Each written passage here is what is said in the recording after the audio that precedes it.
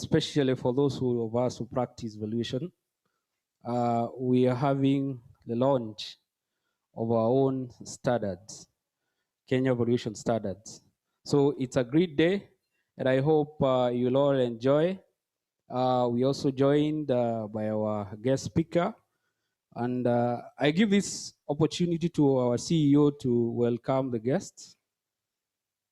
CEO, don't uh, get tired, come back.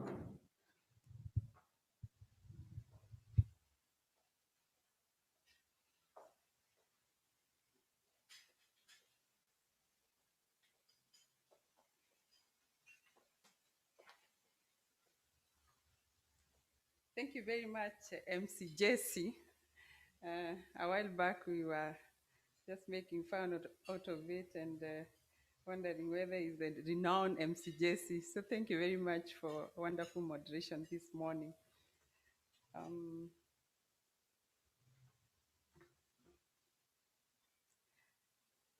Our chief guest and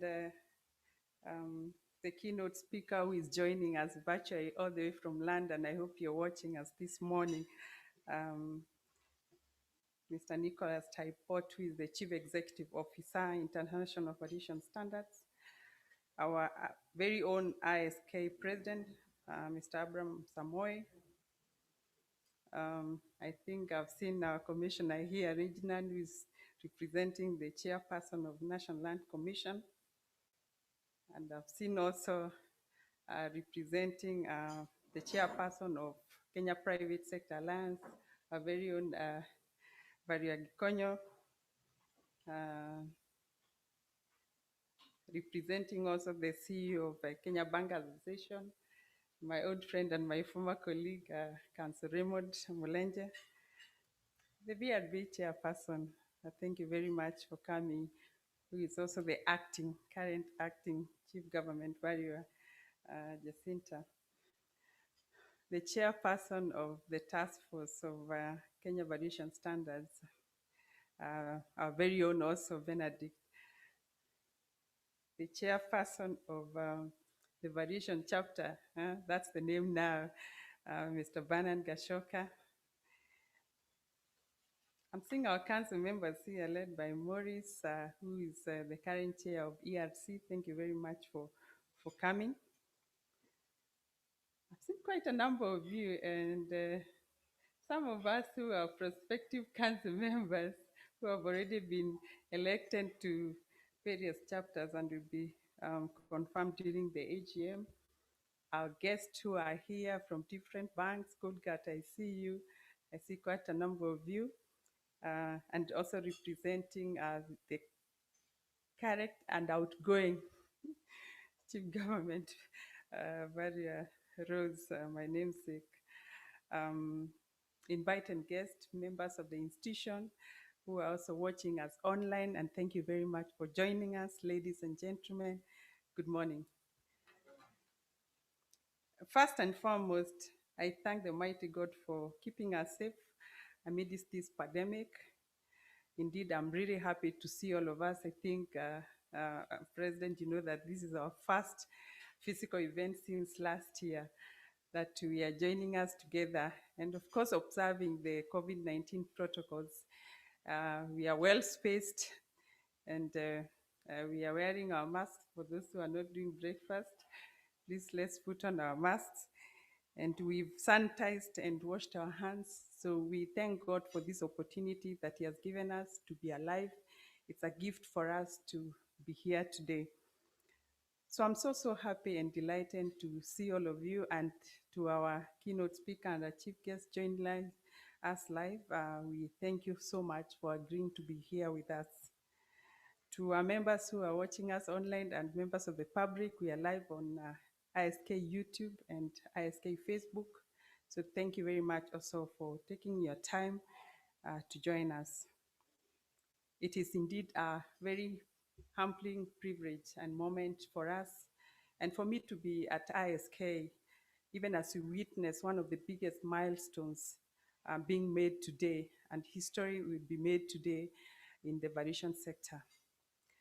Ladies and gentlemen, Kenya Valuation Standards now which is 2021, reflects, among other things, the significant changes made and incorporated in the International Valuation Standards of 2020, as well as the recent developments in the International Standards of Ethics and for measurements. Additionally, it reflects the growing importance of successively combining professional, technical, and performance standards to deliver very high qualities advice in terms of variation that meets the expectations and requirements of clients, governments, regulatory bodies, and other standard setters, and the general public. I am sure the various who are here at the forefront of the valuation professional, and the new edition, which we are calling the Blue Book, indeed you'll see it is a Blue Book, it's their definitive implementation guide. Various are required to comply with the standards set out in this edition, and I think the chairperson of the task force was just challenge me and say, so after launching, what happens? Who follows up the implementation of the same? And we want to confirm to you, the chairperson of that task force that developed the Kenya Valuation Standards, that these standards will not go to our waste, but rather they will be implemented. And by ensuring all the valuers at the institution, they have a copy. So we'll be sending the copy to your doorstep, not just to put at the shelf, but to be implemented. So from the compliance and adherence of Kenya professional standards, the Kenya Valuation practice standards, the Kenya General Valuation Standards applications, and Kenya Valuation guidance, statutory valuation are some of the existing standards that have never been put together to guide the valuation profession. And we are glad that these now have been put together to guide the professional. Ladies and gentlemen, every valuer as an individual has a responsibility to comply with the Kenya professional standards and the international standards in place, including the International Valuation Standards, International Property Measurement Standards, International Ethics Standards, and other jurisdictions' valuation standards. Right skills, competence, and appropriate expertise enhances high service delivery. You'll all agree with me. It's always important for you as a valuer and for us who are in the profession to understand the general principles and guiding terms of engagement for every valuation assignment. I think as we do our daily engagement with the council where I'm involved as the secretary, and as the president does his meeting, and I'm glad our president, who is a chief valuer, has enlightened me with a lot of these things. And so when I accompany him for the meetings, and some of the stakeholders who are here, they get to share with us some of the reports that they get from us. It's important we continue improving our investigations, our inspections, apply due diligence. Even as we compile our reports, let them be of that value add to our clients, so that when we deliver that report to the client, it is more of content, is relevant, can be applied, and the client is able to see the value. So every valuation report must deliver the value it desires and meet all the requirements on the terms of the engagement. Of course, applying the specific values in accordance with relevant definitions of the guidance. So basically, the application and implementation of the valuation standards and guidance notes for Kenya, so that we help to understand the general valuation application and statutory valuation. So it's important for all of us to know that, yes, as we launch and as we come up with the standards, as we launch them today, what does it mean to all of us in the professional? And it's important today, I heard from the CEO of IVSC saying how wonderful it is for ISK to come up with Kenya valuation standards. So we urge all of us, and especially those in the professional, to own these standards and put them into practice for the betterment of the valuation profession. With that, I really want to thank you so much and welcome you to this breakfast. Please feel at home, feel at ISK, and we thank you for being here. So I thank you so much and most welcome. Over to you, MC Jesse.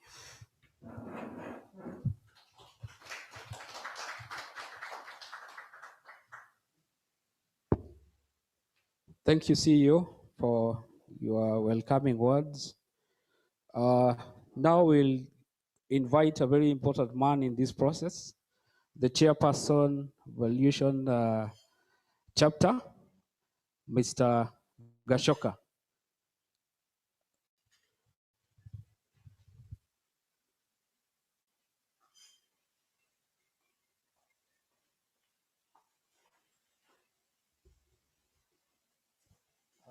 Thank you so much. Thank you so much, MC Jesse, for the kind introduction.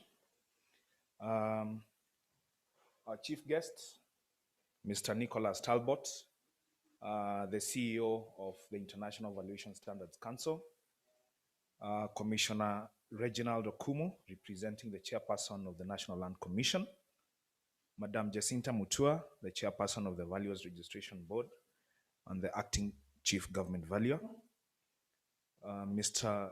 Gikonyo, representing the chairperson of the Kenya Private Sector Alliance, Mr. Raymond, representing the chief executive officer, Kenya Bankers Association, Madam Bernadette Gitari, the chairperson of the Kenya Valuation Standards Task Force, the president of the Institution of Surveyors of Kenya, Valuer Abraham Samoei, distinguished guests, ladies and gentlemen, good morning. Indeed, today is a great day, and I stand here with great pleasure this morning as we stand here to launch for the official launch of the Kenya Valuation Standards. Indeed, the journey has been long, and I'll give a brief background of where we started. For those of you who know, 22 years ago, in 1999, the Valuers chapter within the Institution of Surveyors of Kenya embarked on a journey of developing a guide for the valuation professionals. This was the first attempt to provide valuation standards in Kenya, and it was done through the development of what we commonly refer to as the Blue Book. Indeed, we give great honor to the ladies and gentlemen who contributed to the development of the Blue Book. Fast forward to the year 2016, during the tenure of the chairmanship of our current president, Mr. Abraham Samoei, the Valuers chapter noted a few things with regards to the Blue Book. It was noted that the Blue Book had not been updated for more than 15 years. And it was also noted that there was a continuous use of obsolete valuation terminologies by valuation practitioners. From the interactions that were there during the chapter meetings and with all professionals and practitioners in the valuation field, it was noted that many market participants were not even aware of the existence of the Blue Book. A lot has changed in the property market and the real estate market, and therefore there was need to review the Blue Book. Again, some of the consumers of valuation services were demanding practitioners to provide valuations based on terminologies and understanding borrowed from foreign professional bodies.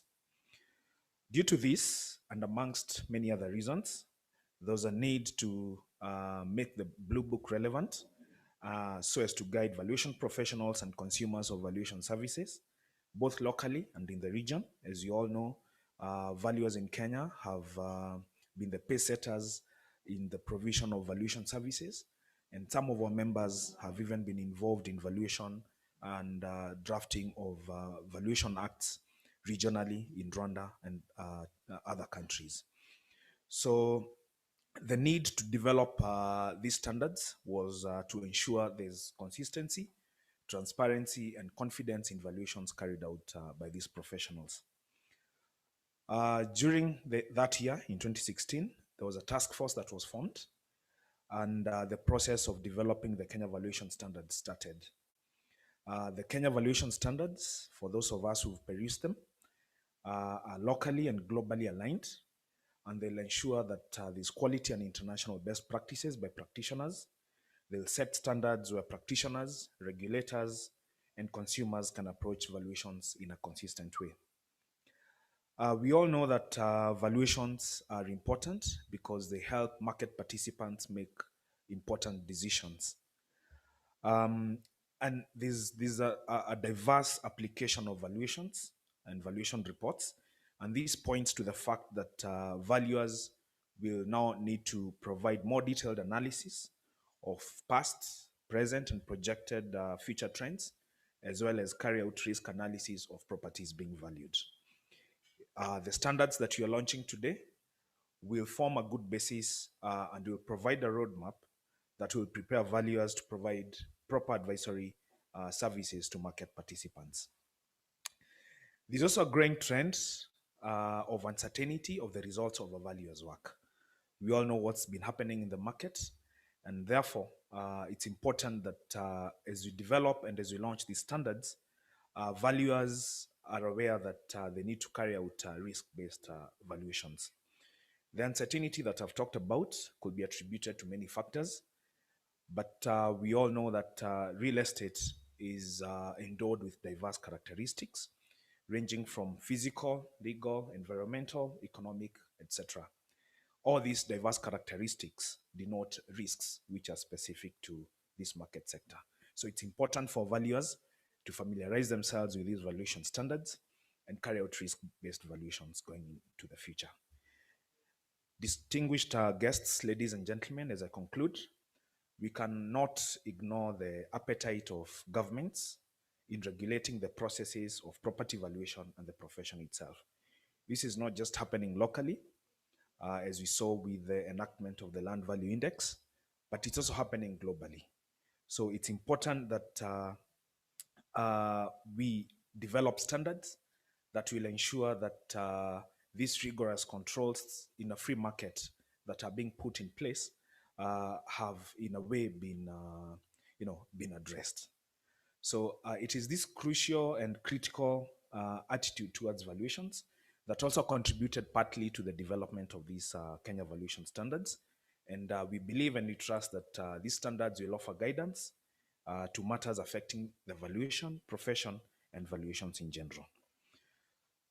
Guests, ladies and gentlemen, it's my humble request as I conclude to request all stakeholders, practitioners in the valuation profession, to develop a deep understanding of these standards, to also develop a deep understanding of the property markets, and to have a deep understanding of risks associated with real estate.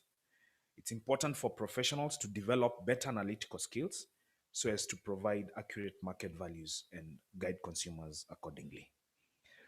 I should like to end this by wishing all of you a fruitful and a successful launch of the Kenya Valuation Standards, and I thank you very much. A round of applause for Mr. Kashoka. Thanks a lot for that good introduction.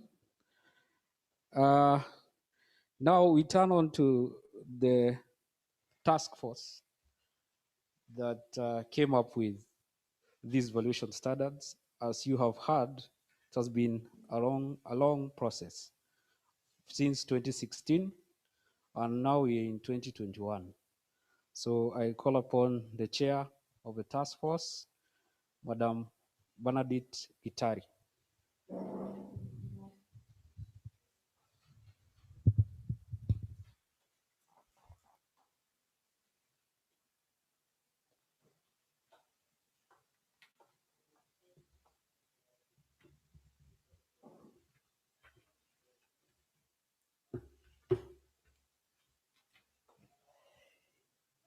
Good morning, everyone. It's my pleasure to be here this morning at this milestone for Institution of Surveyors of Kenya to launch the valuation standards. It's been a journey for me as the chairperson and for the committee that was the committee or the task force that was nominated to prepare the valuation standards. I'm just going to give a brief introduction of how it all started as a committee up to where we are today. And then I'll take you through the document itself and give you a highlight of the chapters that are within the document. So the president of the Institution of Surveyors of Kenya, our chief guest, Enik Tabo of the IVSC, International Valuation Standards Committee, and all protocols observed. As mentioned, I'm a member of the Institution of Surveyors of Kenya, and at the same time, I'm a fellow of the Royal Institution of Chartered Surveyors. And as you may be aware, I'm the representative of the Royal Institution of Chartered Surveyors in Sub-Saharan Africa, basically to look out for stakeholders or partners that can partner with the RICS. And ISK, I've always thought that ISK was started off by RICS, and therefore ISK is one of our major stakeholders. We look at ISK as a stakeholder, those who are looking after the profession in Kenya, and we would like to continue to support you. And in these valuation standards, we did support. Now, in July of 2017, that is when the committee was set up. And our first meeting was on the 15th of August of 2017. The committee members, I'll just name them. And if you're here, please just wave to the group. The vice chair was Raphael Kieti, who is working now at the University of Nairobi. I don't know whether he is here. We have Dr. Catherine Kariuki, also from the University of Nairobi, and the president of AFRES, African Real Estate Society. I think Catherine is around, don't know where you're sitting. Very able member who read through the document and made all the corrections. We have Charles Kanugi, who is with the Britam Investment, Britam Asset Management. Bernard Nzao, who is with the Technical University of Nairobi. I think Bernard is around. We have Monica Obongo, who represented the Ministry of Lands. And we had our able secretary, Robert Koech from the institution. I don't know whether Robert is here. In addition to that, the Institution of Surveyors of Kenya was represented by the president, Abraham Samoei, Bernard Gashoka, the chair of VEMS, and Jesse Kihoro.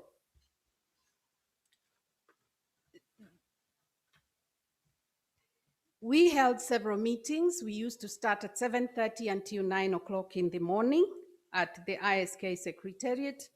And the last meeting was at a retreat at Sigona Golf Club, where we were there for a weekend to put together the document. In the process of coming up with this document, we tasked ourselves to start with research. And the research was to look at other valuation standards which have been adopted in other countries. We looked at the ISK Blue Book, which was launched in 1999-2000. We looked at the International Valuation Standards document. We looked at the RICS Red Book. We looked at the European Valuation Standards. We looked at the Hong Kong Valuation Standards, the Australian and New Zealand Valuation Standards, and the American Appraisal Institute valuation standards. From the above documents, each one of us was tasked to look at what was relevant to our country. We didn't want to have to copyright a document from another country, but to look at what would benefit the valuers in this country from other countries of the world. And arising now from all those documents, that is how we came up with the Kenya Valuation Standards. When the document was in draft, it was reviewed by several stakeholders. And one of the stakeholders were the committee members themselves. They had to go through the document.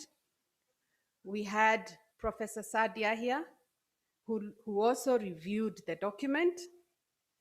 We had Ben Elder, who represented IVSC and RICS to look at the document.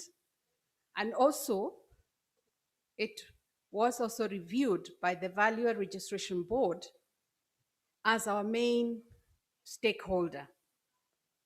So as you can see, this is a document that has come out of not just, it has come out of research,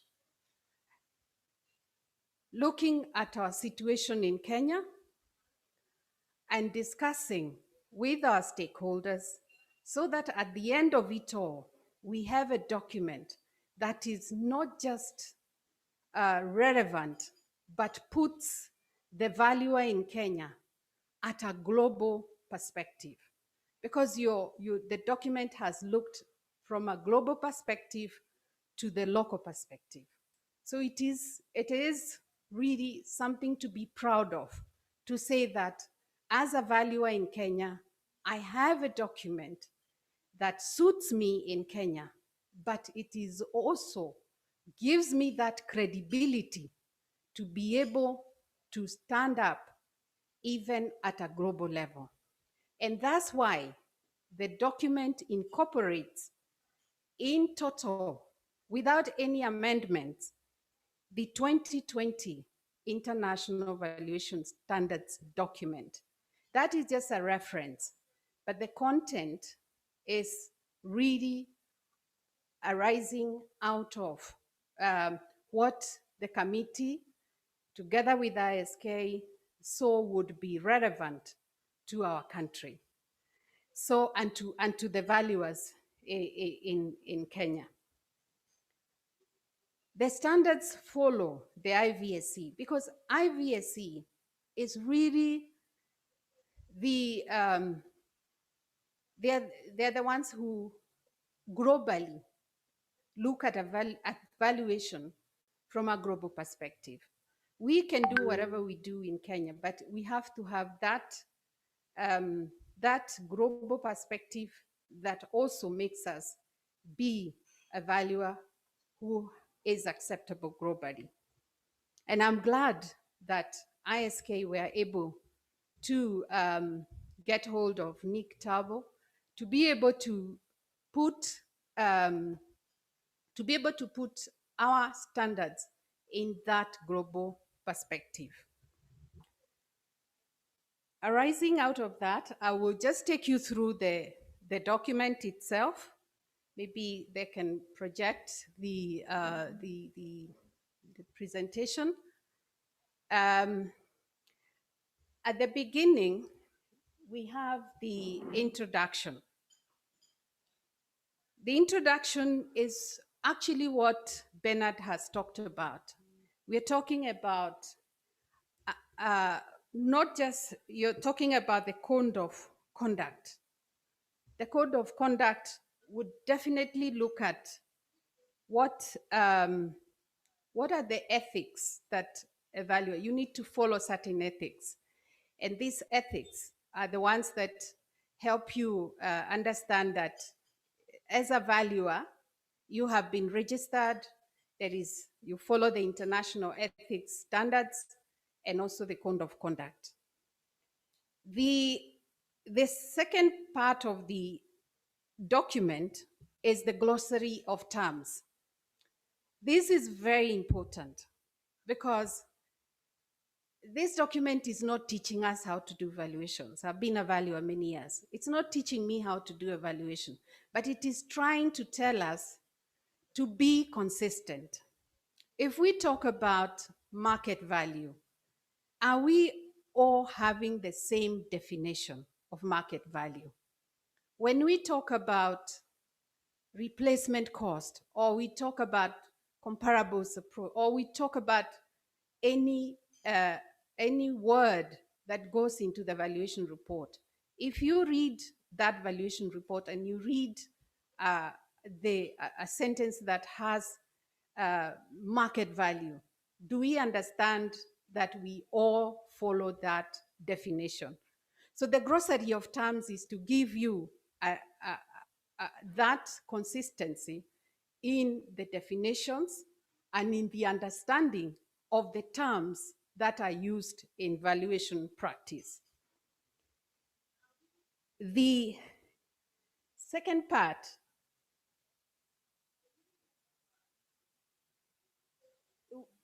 I think we go to the Kenya professional standards.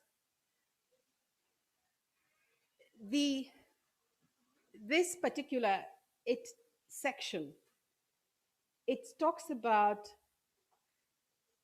it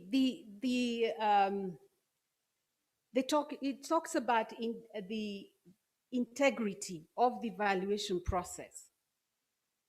All valuers must have appropriate experience, skill, judgment for the task in question, and must always act in professional and ethical manner, free from any undue influences. What we are talking about here is that there has to be transparency.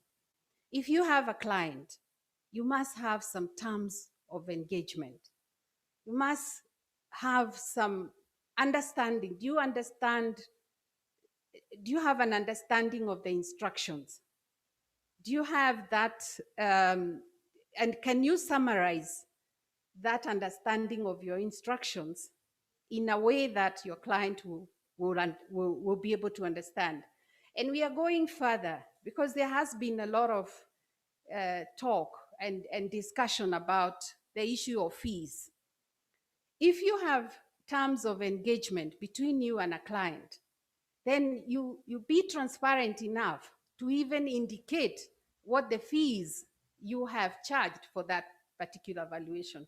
So that terms of engagement gives us a clear understanding of what the client has asked you to do and your understanding of what the client wants you to do. The other part is, I think you need to move a bit faster. So that, I'm sure when you have the document, you'll be able to go through it and you'll be able to read through it. I don't have to go through the details. And I believe really the content of it is really to bring harmony in the valuation profession. The other section is general guidance notes, or the Kenya Valuation guidance notes. These particular ones relate to specific valuations. For example, valuation for book purposes, which is very much related to international valuation reporting standards. So there are some guidance notes that relate to that, and we have adopted that in the document. There is also valuation of intangible assets, software valuations. There are guidance notes relating to that. Then we had the Kenya valuations, this guidance note specific for statutory valuations in Kenya. This relates to compulsory acquisition, stamp duty, and the rest. And most important, we brought in what the UN Habitat has come up with recently, and that is the valuation of unregistered land. I would request every valuer to look at that document, which I believe ISK can circulate to their members, because it is a document that has come up to tell us how to value, not necessarily to show us how to value, but to give us guidelines on how to value unregistered land. I think the president is talking about 1 million title deeds. When he gives such a pledge, it means that we have a lot of properties in Kenya which are not registered and which do not have titles. So if you come across such a valuation, there is now a guidance that tells you how to address that particular valuation. We also have appendices, and in the end, we have the IVSC document, which is now copyrighted. We had to obtain copyright permission to be able to include the IVSC 2020 in our document, and I'm sure Nick will give you a brief about that particular section of the document. I'm sorry, there was a presentation prepared, but I had already done a summary, so I hope the summary is easier for me, because it's coming from me. Finally, I want to give special thanks, one, to the Institution of Surveyors of Kenya for taking this step forward. It is something we have been talking about for many years. Most of you may not know, but I have been practicing valuation for over almost 40 years.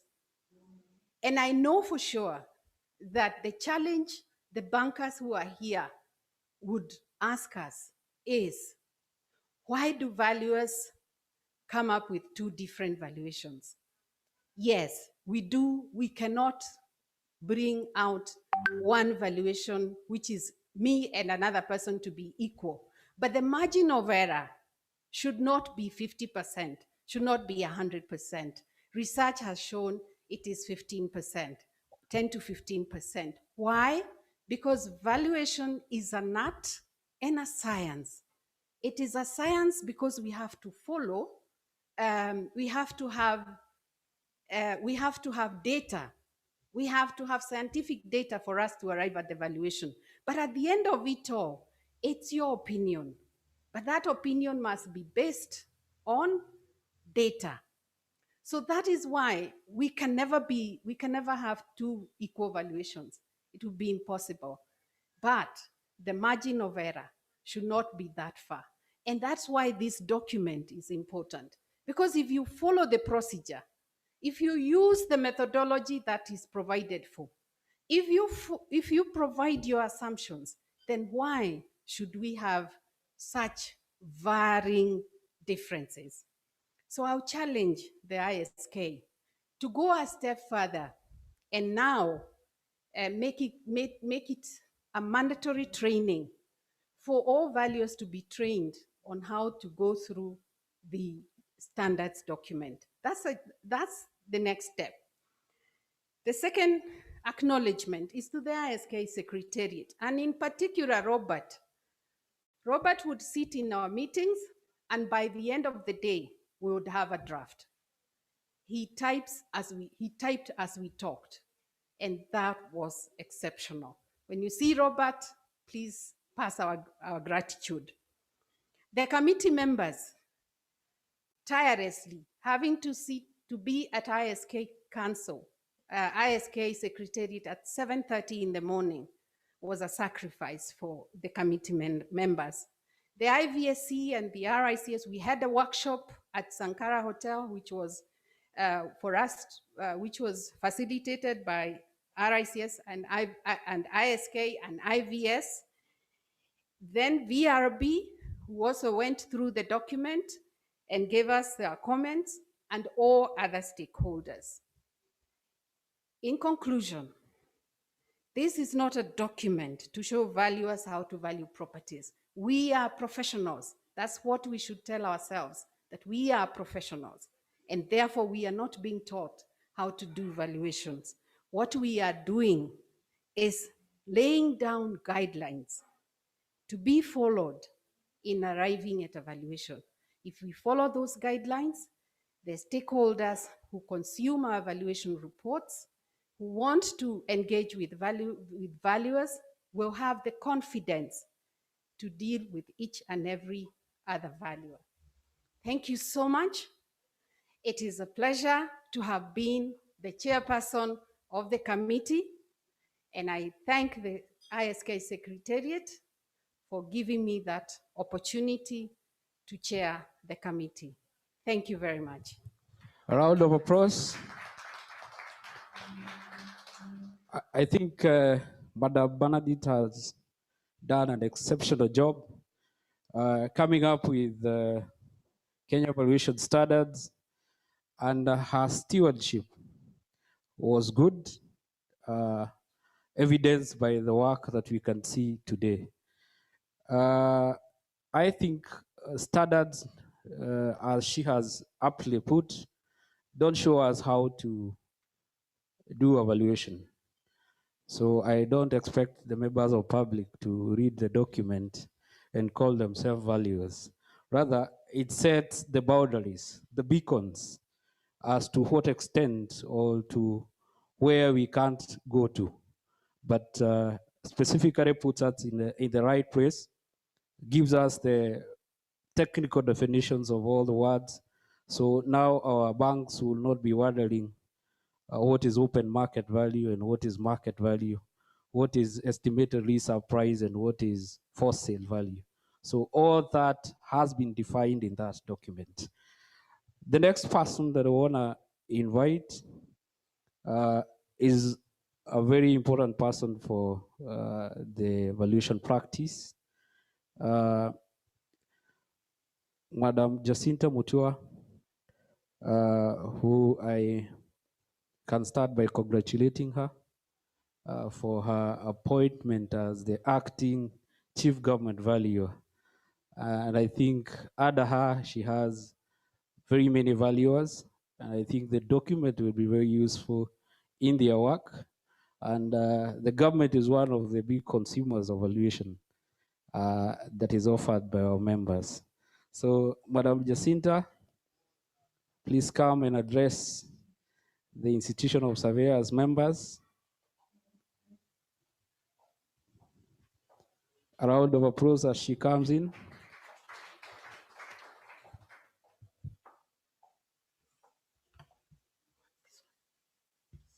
Hello. Thank you. The chief guest and the president of the ISK, Samoe, and my fellow guests, good morning. Thank you for surprising me. I didn't know I was going to talk, but I'll put a few words together. This morning, I feel very privileged to stand here. I was invited as the chairman of VRB, so I'll concentrate on VRB. Thank you. And thank you for congratulating me, although I've not confirmed yet. Continue to pray for me. So anyway, as VRB, we have listened to what I would call very academic, but VRB now is what is dealing with the real issue on the ground. As VRB, as you know, we are the board.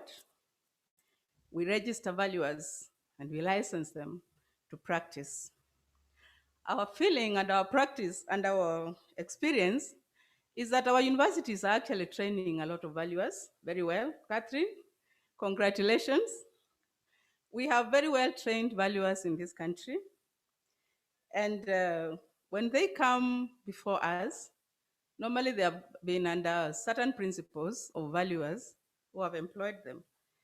And our feeling is that there are actually some of the companies that are doing very well. I don't know. I don't want to name names because I'll look like I'm favoring. But we have some companies that have picked these kids from the universities and have trained them very well. So that as we interview them for registration, they are very, very prepared. And we are very proud of companies. We are calling upon anybody here. If these children are under your care and you want them to grow professionally, try to expose them to many different types of valuation. Don't let them just go to the computer and change the address, change the name. And that's why sometimes customers come to us and they say, you know, my report came to me and I live in Rongai, but it said I'm in Karen, isn't it? Because it was just changing on the computer and all that. We're asking you, I'm being very practical now because standards are part of life. And standards are not just valuation standards. I tell people, even my own children, you must have a bare minimum of standard in life, isn't it? Even the way you dress, have a bare minimum. You know, you say, siwezi teremka kushinda hapo. You know, the same thing with valuation. You may be discussing with your client and he wants you to assist him and he wants you to give him a good valuation, but have a minimum standard. I can't go below this. Because what we are seeing in the board sometimes, especially when the banks complain, and you see a valuer whom we respect very much, and he has given a valuation of 300 million. His colleague, who went to school the same year with him, has given 150. The bank goes to another one and he gives 50 million. I don't know whether you know what I'm saying. Let us, we hope these standards are going to help people to realize that I went to school for a purpose. I didn't go to school just to make a little coin here and there. So I'm thanking ISK and even anybody who has been involved in this because it's a good guide and it's a good encouragement for all of us.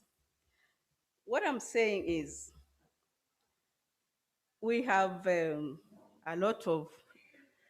a bit of issues with the board because of members who don't seem to promote and preserve public trust, which is inherent of the appraisal practice, by observing the highest standard of professional ethics.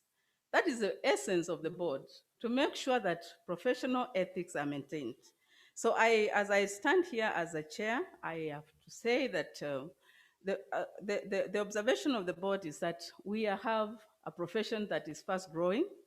We are registering very many members every year, very many, very young kids who seem to know their stuff. And we are very, very, very encouraged.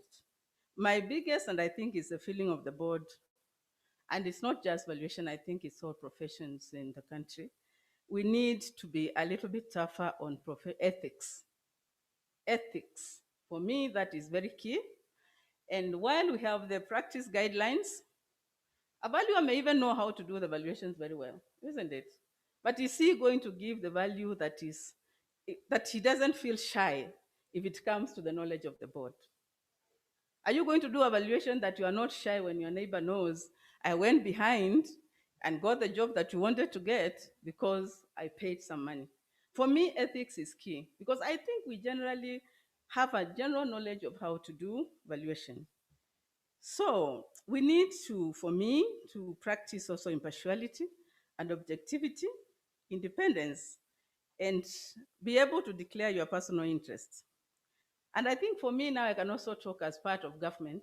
You remember we allowed, the government allowed private valuers to practice valuation to carry out stamp duty. And I think this is something that will come up very strongly about ethics, that it is something that we must carry along every day to remember who we are. You know, when you sit with a client and you start haggling about how the valuation should come, for me, it means you have almost forgotten who you are, isn't it? You've actually forgotten who you are. Because if you value yourself and you value your profession, you should not allow a client to push you to a level where you forget everything and you start looking at how the bank account is going to look after this. So my view is that these standards must be not just in the bookshop, like the CEO said. The next step for us is to sensitize people about them. We can't force change of heart, but we can sensitize. And we can keep reminding people how important it is that you come out as a professional and that you are respectable in what you do every day. And I think with all those, I didn't feel very prepared because I saw my name in the list. But I thank you for this opportunity, and I hope I've said something useful. Thank you very much.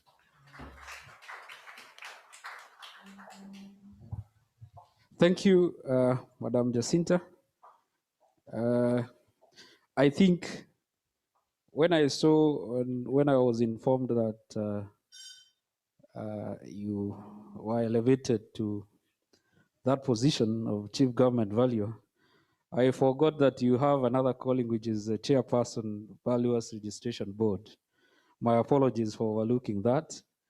The other day, I met a friend of mine who has also had similar blessings of having an AG before his position. So I told him, I play that these people delete this AG from your cards. So I extend similar players to you, and hoping next time we meet, you'll have the substantive position of the chief government value. The banking sector is our biggest consumer of valuation services.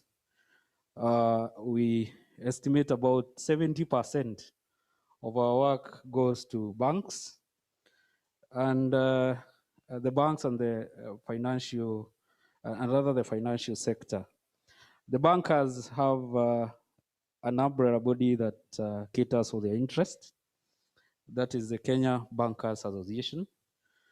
And to represent the CEO of Kenya Bankers Association is Mr. Raymond Molenje. So I give this opportunity to Mr. Raymond to come and say a word to your service providers and basically members of ISK, and you tell us whether the banks are going to increase our fees, you know.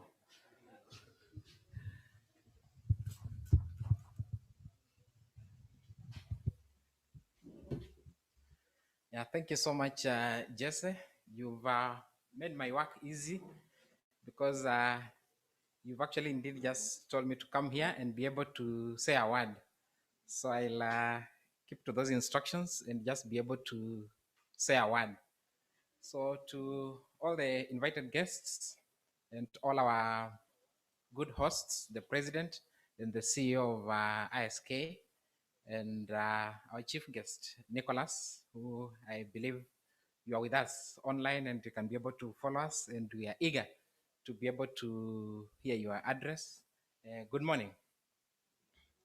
Yes, I stand here as just has been able to ably introduce as a customer of the evaluation professionals, and I'll speak to that angle of being a customer, and very excited that yes, we now are having enhanced standards that we're actually launching today, because yes, we've been in operation working with our all the standards, but we just want to move it a step further. I know it's been a journey of close to 30, 40 years since most of us have been in the valuation business in Kenya.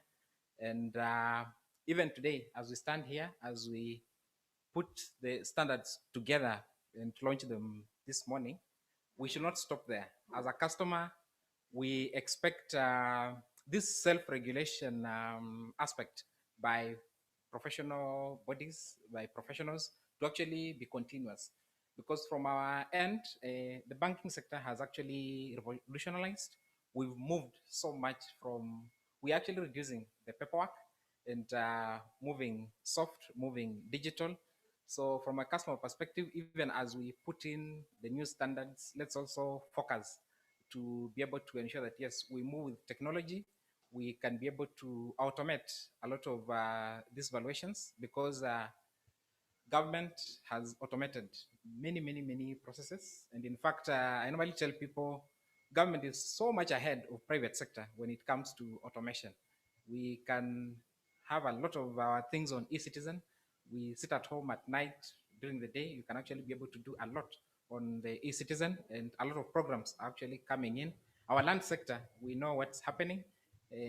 Some few teething problems, but we are all in support of that digitization process, so that it can actually be able to ensure that, yes, we are earning a living, and that living is actually being done efficiently and faster. So from the banks, we expect that, yes, with these new standards coming in place, we'll actually be able to ensure that we fasten our processes. We have the turnaround times being a little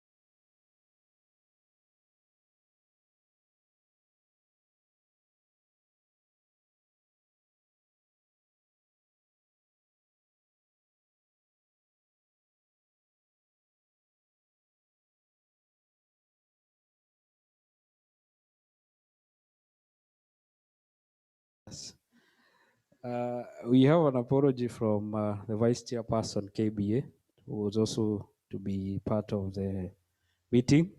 That is Rebecca Bidi. The next on board is a representative from Kenya Private Sector Alliance. And Kenya Private Sector Alliance is an important partner of ISK in terms of advocacy for those things that we would like to move, especially matters legislation, matters that we need to talk to the government, and normally they have a bigger voice, or probably once ISK plus KEPSA goes into a negotiation, we have a higher bargaining power. So Valua Gikonyo will represent KEPSA. I don't know, I'm afraid of telling you to give us a few words. Talk to us.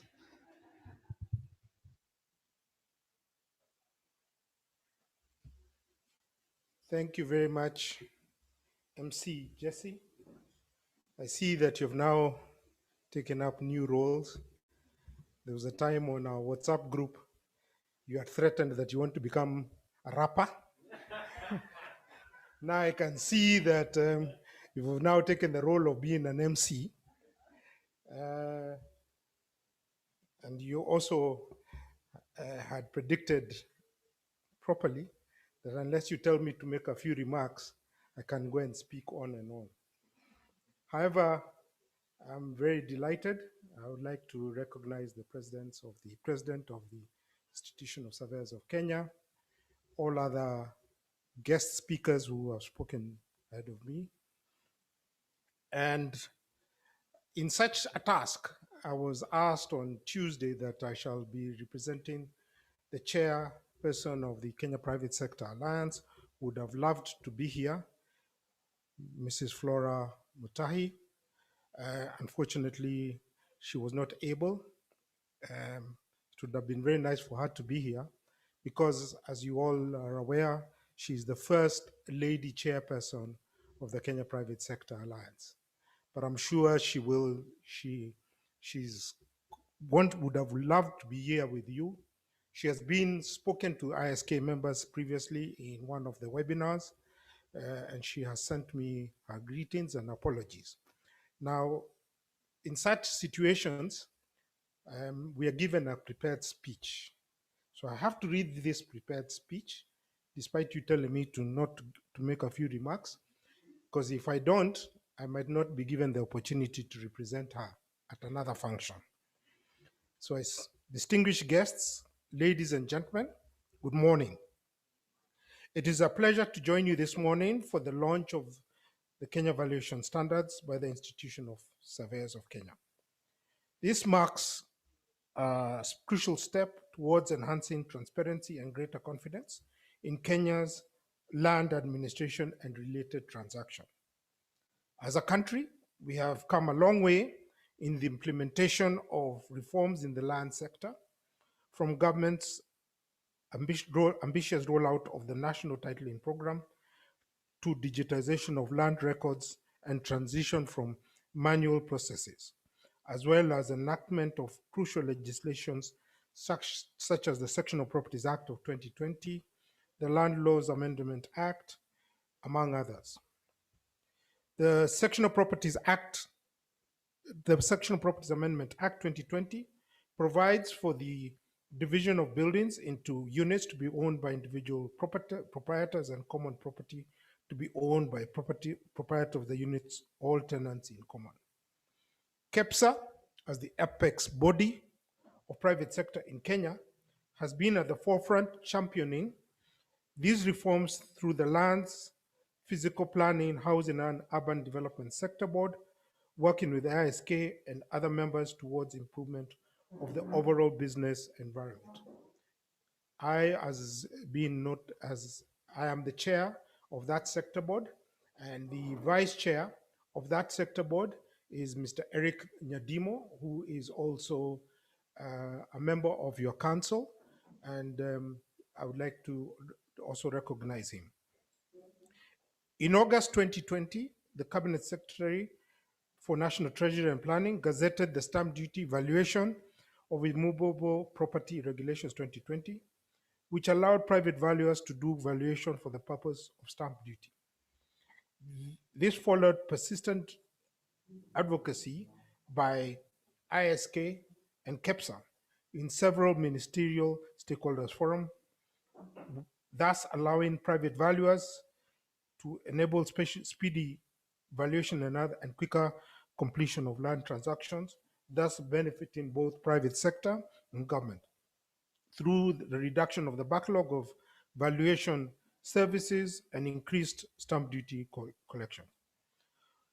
However, we all agree that despite the numerous reforms, the process remains far from the best.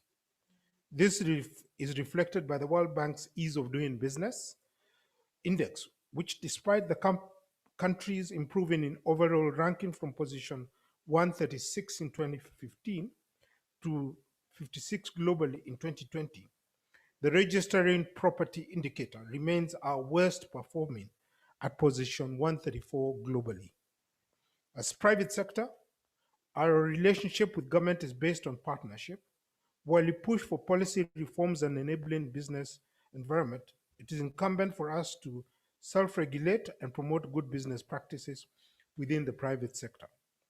I wish to thank the ISK and VRB for the development of the valuation standards, which will guide professionals in the practice and go a long way to protect Kenyans from fraudsters. The Ministry of Lands and Physical Planning earlier this year published a list of the accredited private valuers. This was a step towards the realization of the KEPSA proposal to have the private valuers allowed to do this valuation, KEPSA and ISK. We seek for the ministry to update this list periodically, for example, after every 6 months, to ensure more valuers are onboarded and public sensitization undertaken to improve awareness on the same. This will ensure that all stakeholders benefit from the regulation. As part of the reforms, KEPSA has nominated and chaired 2 task forces that were responsible for the development of the electronic land transaction, registration, conveyancing, and other related activities, and also the regulations in 2018, and the electronic land transactions 2020. The regulations were developed to enable the Ministry of Lands and Physical Planning to digitize its registry and allow online transactions. While we appreciate the launch of AdiSasa platform, we continue to engage on how to improve its usability.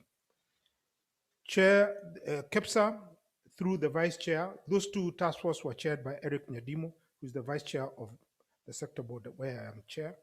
He's also chairing the review of the Survey Act task force, which surveying is at the heart of ISK, and I hope that we'll work together in the review to align the act with the current constitution by highlighting the roles of other national and county governments in surveying. With those few remarks, I hope they are few. Let me wish you a fruitful launch and reiterate our support for the valuation standards. We look forward to partnership in sensitization of our members. That's the official speech. Thank you. That's the official speech of the chair. Now, you know, I cannot leave this opportunity to get in front of this microphone. Now that I can speak to the president of ISK, in my private, as the part of me being the chair of the Land and Physical Planning, Housing and Urban Development Sector Board, I would like to thank ISK for the continued support that they have given our sector board by the participation of the various members who have been nominated, Bernard Gashoka, President Abraham, Jesse Kihoro, there is other, Emily Njeru, and of course the vice chair. And I would like to just emphasize that the challenge for us as ISK and other professionals is to promote the use of these standards, both by everyone, the bankers. We must really sensitize them and encourage them to even change and adopt their letters of instructions to reflect these new standards. And I'm very happy that the Kenya bankers were here. Apart from also the banks, we also have to promote a lot of promote the use of these standards by a lot of the private sector. I'm currently in my private capacity in my company. We are engaged in a consultancy for some valuation, and they have actually, the terms of reference has actually said you shall use valuation standards according to the red book. And I was almost kicking and screaming and saying, then I was told, unataka hii kazi ama utaki? So I said, I'm not going to complain. So they don't know that there is a blue book. They don't know it's all about, with all due respect to Bernadette, I'm not saying there's anything wrong with using the RICS Red Book, but that's the challenges we are faced. I hope that the ISK will have a permanent valuation standards committee that shall issue practice notes and guidance notes and have a regular updates to the valuation standards and have continuous professional development, and so that members can also get CPD points. I think from being a member of ISK, I don't know what our members, they seem to be allergic to CPD points and things like that. Let's hope they can be encouraged to attend most of this. From a private sector, the adoption of valuation standards by Kenya and the development of Kenya valuation standards gives investors comfort that we have adopted international standards, or we have standards as Kenya for valuations. I think that helps to improve the investment climate. And because we have aligned this to international valuation standards. Although this process started in 2016, we congratulate ISK that slow but sure, we've finally achieved it. And now the challenge is to get these valuation standards also adopted by the Kenya Bureau of Standards so that it is a standard that is recognized in the country. And I would like to thank you for that. And for all you members of ISK, the firms that you have, I want to also urge you, let us employ and let us engage interns in our companies. It really improves the people that are going to be following up, to who continue to become into the profession. The other day, I was talking to my friend Timothy Saruni. One of the valuers in my office wanted to consult Advent, and he was told, so they wanted me to find out if I knew the people of Advent, because they said, we hear there's some wazes there called Timothy and Ruida, and we hear there are some wazes, maybe you might know them so that you can speak to them. It's when I realized, wow, we're becoming wazes, and now it's time for us to mentor the new valuers who will be coming. Thank you very much, and have congratulations once again to the launch. Jesse, I will be competing for your rapping job. Thanks a lot. A round of applause for Valua Gikonyo. Valua Gikonyo always provides some light moments, and he also have very nice words and encouraging word for the institution, and also challenges us most of the times, which we take it in a good way. I would think there is something I forgot to say about the banking sector. You know, there are two types of calls that you can get from a banker. One, of course, is give you an instruction or tell you that your fees have been paid, which are very nice calls. But then there is another one that goes like, are you the one who did this valuation? Then at the back of your mind, you know, there is trouble there. So I'm hoping with the launch of Kenya Valuation Standards, we shall have less and less of that as we both align ourselves to certain set of standards, and the bankers can also understand our work.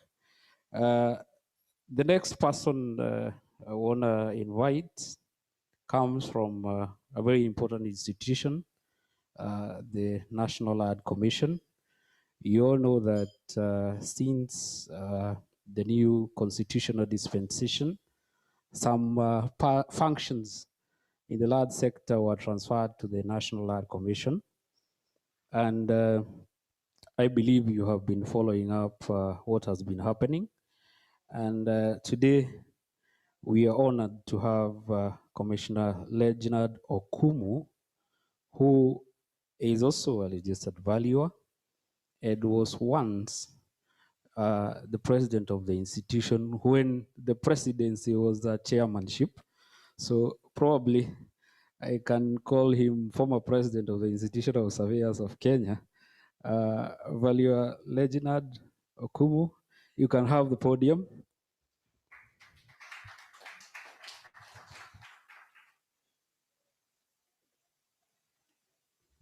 Thank you, MC Jesse. It's good to hear that valuers now can also be MCs. I look forward to your album launch. I don't know that I've told Gigi says it's going to be a rap album. So I don't know who is going to be your collabo partner. I don't know whether it is a president. Others, thank you very much. I'm indeed greatly honored to be here. I'm representing the chairman of the Institute of Surveyors of Kenya. I'm representing the chairman of National Land Commission, Mr. Gesha Mutachi, who really wanted to be here today. As late as last night, we were still trying to see whether he would have time to come, but other duties called, and I was asked to represent him. Mr. President, all council members, Chief Executive Officer, fellow valuers, I'm seeing my seniors here, Bernadette, my teacher, Catherine, my colleague and good friend, Timothy Saruni, and Beatrice, and many others who are here today. I also saw my classmate, Mwange. It's indeed an honor to be here on this very auspicious day, and grateful that ISK is launching valuation standards. I was part of the team 22 years ago that came up with the Blue Book. And I'm happy to see that it is gradually being upgraded to what it is today. I was not given a written speech, but I was instructed to talk about three things. And one is about the integrity of values. As NLC, we have been in the news for not very good reasons. Of course, they say good news does not sell. And NLC has been in the news for all the bad reasons, mostly because of valuations that have been done. We can mention SGR. Some of our colleagues here are spending a lot of time in court, either as witnesses, prosecution witnesses, as suspects, or as defendants. And this is because of the valuations that were done. It is very difficult to reconcile some of the things that we as valuers have been doing. And of course, there's a saying that if you do not organize yourself, somebody else will organize you.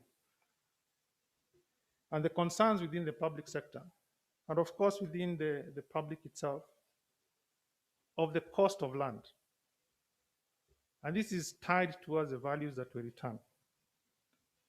Increasingly, you even had one of the projects, either our neighboring countries decided to reroute some infrastructure project because of what they consider to be land being very expensive in Kenya. But if this question is put to valuers, is land really expensive in Kenya? What will our answer be? I think Jacinta is the one who talked about one value returning 300 million, another one 50, another one 150, yet the same instructions. But this is the reality we're living with, that we as valuers have been able to make land look so expensive and unreachable. So the standards, therefore, tell us that there is a common understanding on how we need to be able to undertake this. But when you talk about integrity, then the question is, are we able to enforce these standards? I was just whispering to the president there, how many valuers have been taken through disciplinary process in ISK? He told me in the last 10 years, none. I don't know whether Jacinta can also be able to answer the same question. So is the problem standards or is it enforcement? We really need to be able to adopt these standards, but enforce them. We must be ready to call out those amongst us who do not live up to the calling of being a valuer. When within public sector you talk about privatizing or outsourcing of valuation services, the question that comes is, are those valuers, can we trust them? Can we trust them? I don't know whether we're able to answer this question, whether we can be trusted to return values that are true.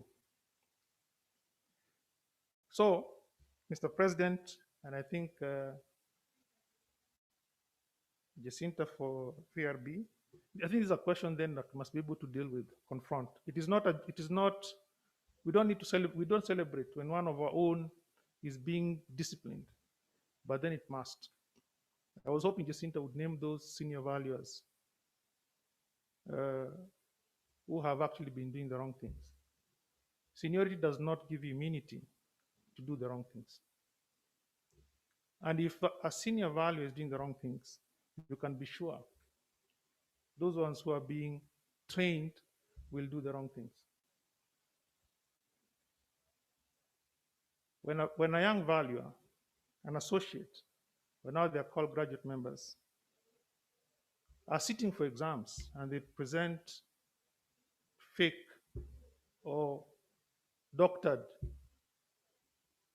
evaluation reports, I think I am of the humble view that the graduate member does not just fail, but also the principal must face disciplinary action.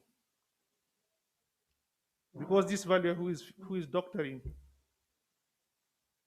the reports for exams today is the one who will be forging or presenting reports that are fictitious.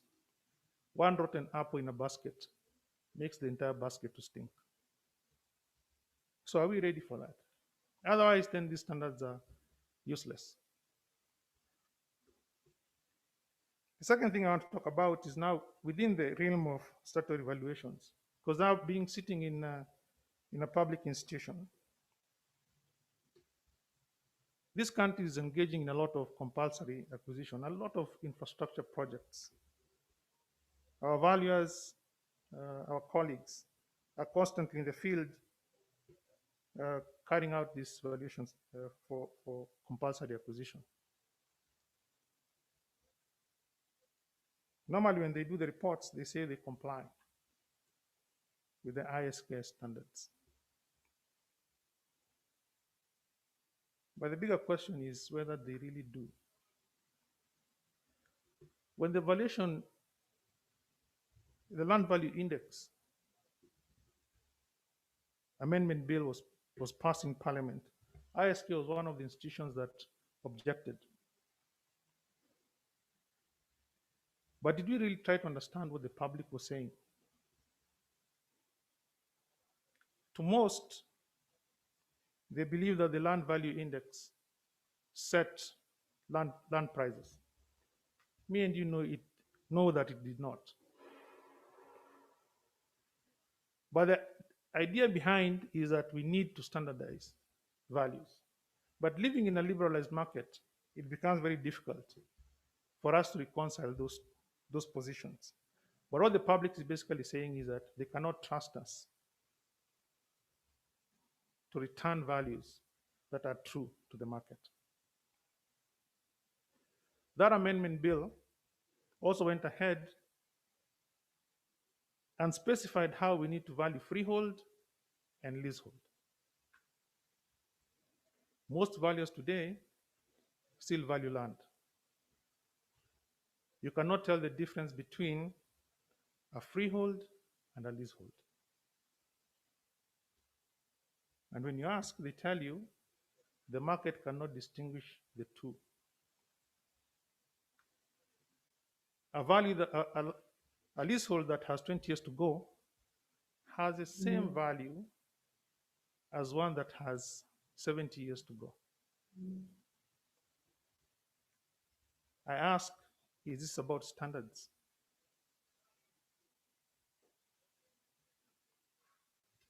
So I'm going back to enforcement. And I am asking whether we really have the guts to call out those amongst us who do the wrong things.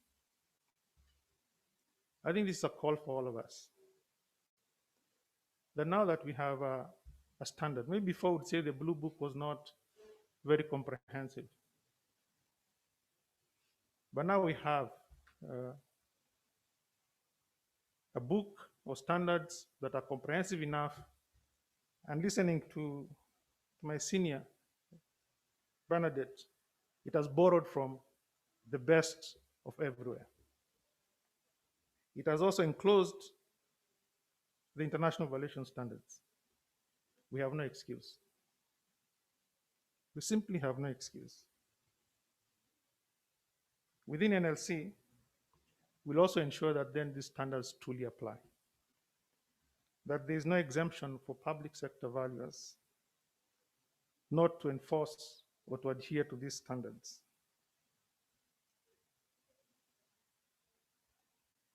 I think it is important for all of us that therefore we follow and respect, because if some of us are not, then we are not able to will not be going too far.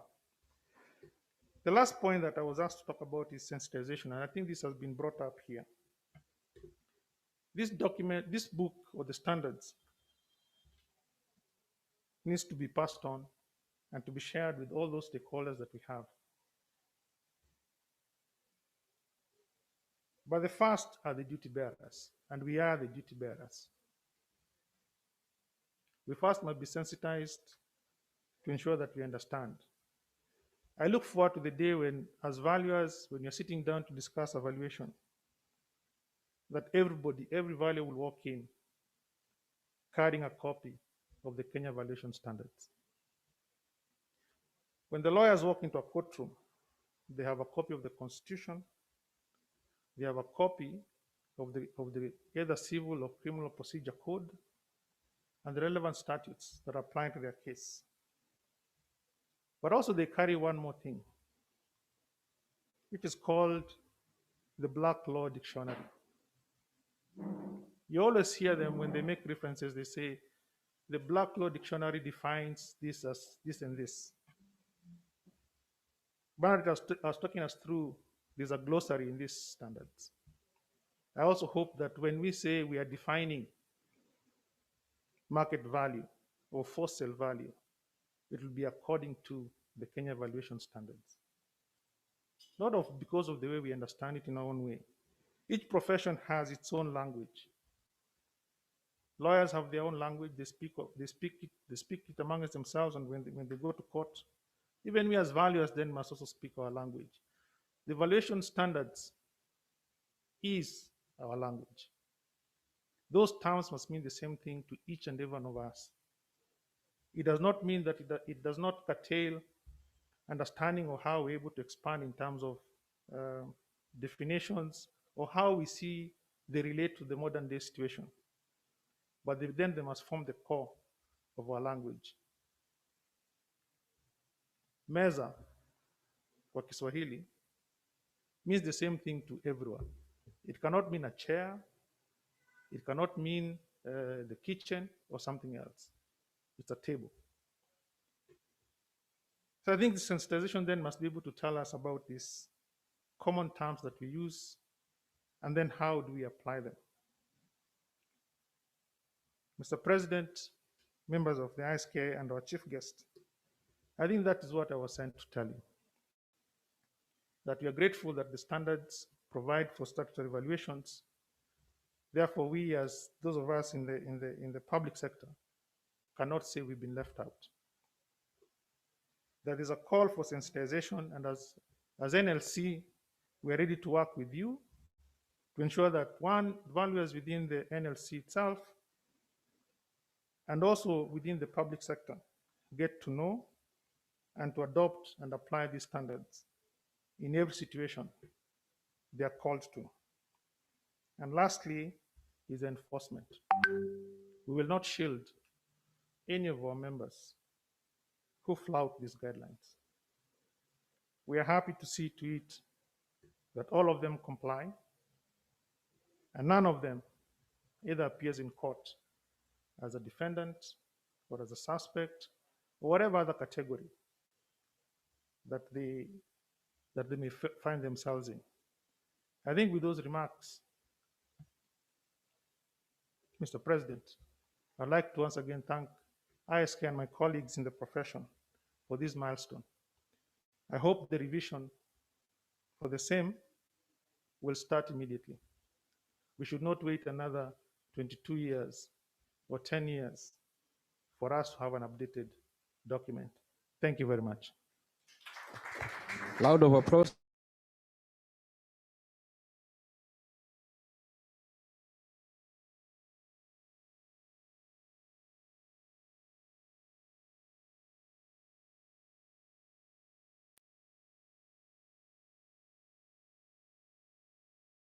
At my watch, I think we have used our time well, and those people who say that Kenyans are African timers should feel ashamed. We will now proceed for a 15-minute break. If you have not had your breakfast, you can catch a cup of tea. For those who are joining us online, I hope you have something to eat. If you don't have, the air has enough burgers. So thanks a lot. We come back at 11:30.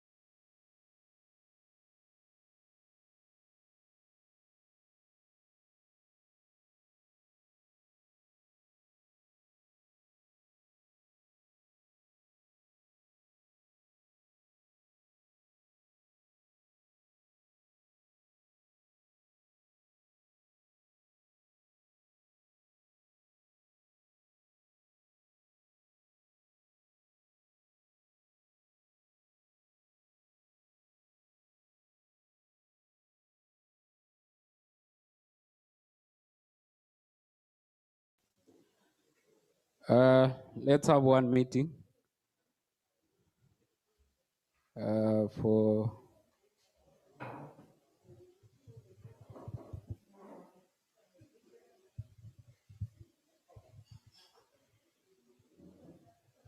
thank you for settling very fast.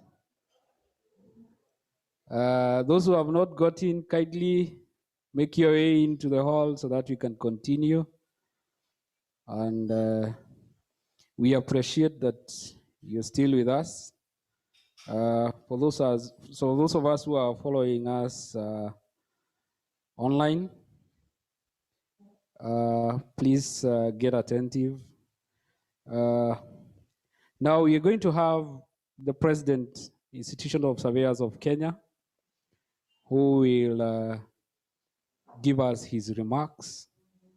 And probably before he comes in and as you settle, I have seen him with some speech, some written speech, the ones that I normally see HE Uhuru Kenyatta with. And that also reminds me of when I was growing up, we only had one president, His Excellency Daniel Toroitich Arap Moi, late now. And every other time that he used to give his speech, that is a written speech, which would take quite a long time. Then at the end or at the tail end, when he is done with his official speech, he would remark and say, sasa wacha niseme yangu. So when I was growing up, I was asking myself, who forces the president to read this thing? So I hope our president, Abraham Samuel, no one has forced you or written some things that you would not want to read. So then our president will also welcome our keynote guest. And I think COVID has brought a lot of problems in this country and the world over, but also some blessings, because before then, online, such a hybrid session was not possible, or people didn't like it anyway.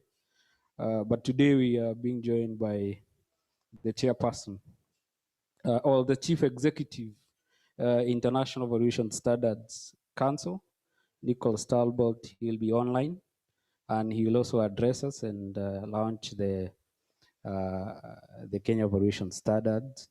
So the president, you shall address us, and thereafter welcome our chief guest. So I hope you have taken my notes.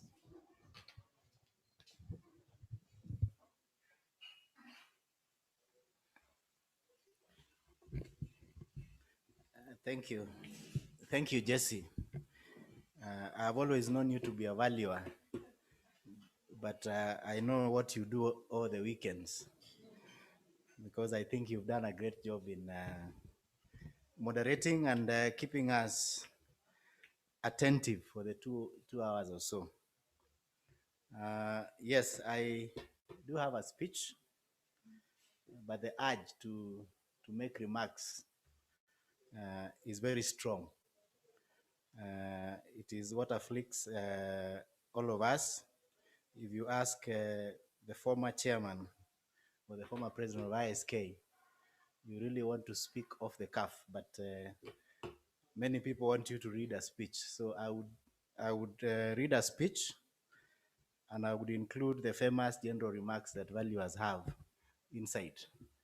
So I would not have the end of speech remarks, but thank you. Our keynote speaker and the chief guest, who is the CEO of the International Valuation Council, Mr.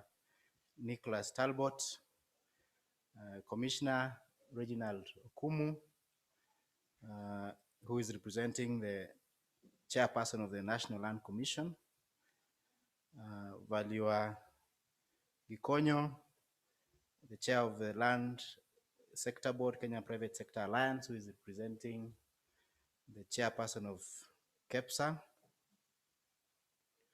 Mr. Raymond Molonje, who is representing the CEO, Kenya Bankers Association, the chairperson of VRB, Jacinta Mutua, the chairperson of the Kenya Valuation Standards Task Force, Madam Bernadette Kitari, and the task force members who are here and those who are joining online, all the invited guests, ISK members, ladies and gentlemen, good morning. It gives me great pleasure and honor to join you this morning as we launch the Kenya Valuation Standards. It has been quite a journey. It's a great milestone for the profession. And I want to thank the task force for the wonderful job that they have done. Listening to Bernadette as she went through the work they have done, I was part of that committee when I was in the chapter, and listening to her, I was amazed by the amount of work they have done. And I was like, we couldn't have chosen a better team to develop the Kenya Valuation Standards. So well done to Bernadette and her team, and also the council for supporting this. I was particularly impressed by the broad-based consultative framework that you had. That means when we go to the next step, we are not introducing a new document to the key stakeholders. I want to thank the guests, especially our chief guest, Mr. Talbot, who has agreed to join us this morning. And why I'm saying I really appreciate him joining us is it's very difficult to keep attention, especially in my case, in an online meeting when other people are meeting physically. So for him to be on virtual and we are here, we can see each other and converse, I think we really appreciate his time to join us. The valuation practice has grown significantly over the last decades as the country continues to expand and the economy continues to modernize. Kenya now is a regional hub, an investment destination. So you have very many people looking at investing in this country, and all investment is based on land, or the majority that I know of. The mounting demand for valuation of properties comes in as the economy continues to expand, and the need to have standards and guidelines to guide the practitioners and the market continues to grow by the day. Valuations are used and relied upon for financial and other markets, whether for inclusion in financial statements, regulatory compliance, support secured lending, transaction activity, or government activity in acquisitions and stamp duty. So valuation is at the core on all decisions relating to property. But where have we been as valuers in terms of having clarity on how we conduct these valuations? The practice has largely been guided by the Valuers Act, which has its own limitations, being a statute, which registers valuers and gives you the power to be a valuer. I remember in the university we were told, or maybe it's the only thing I remember in my graduation, that I have the power to read.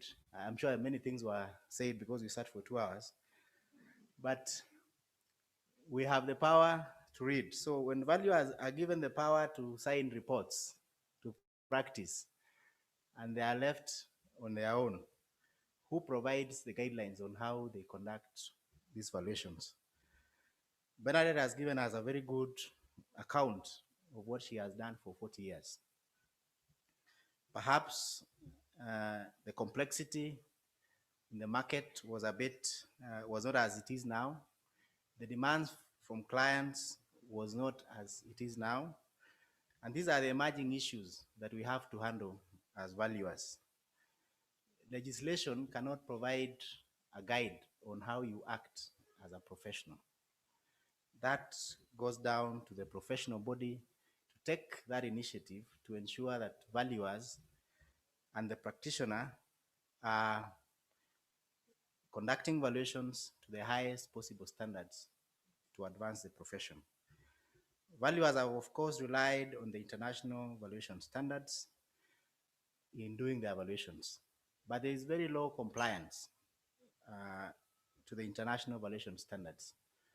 If you get 100 valuers and you ask them how many have the international valuation standards in their office, a copy in their computer, you would find perhaps less than 20%.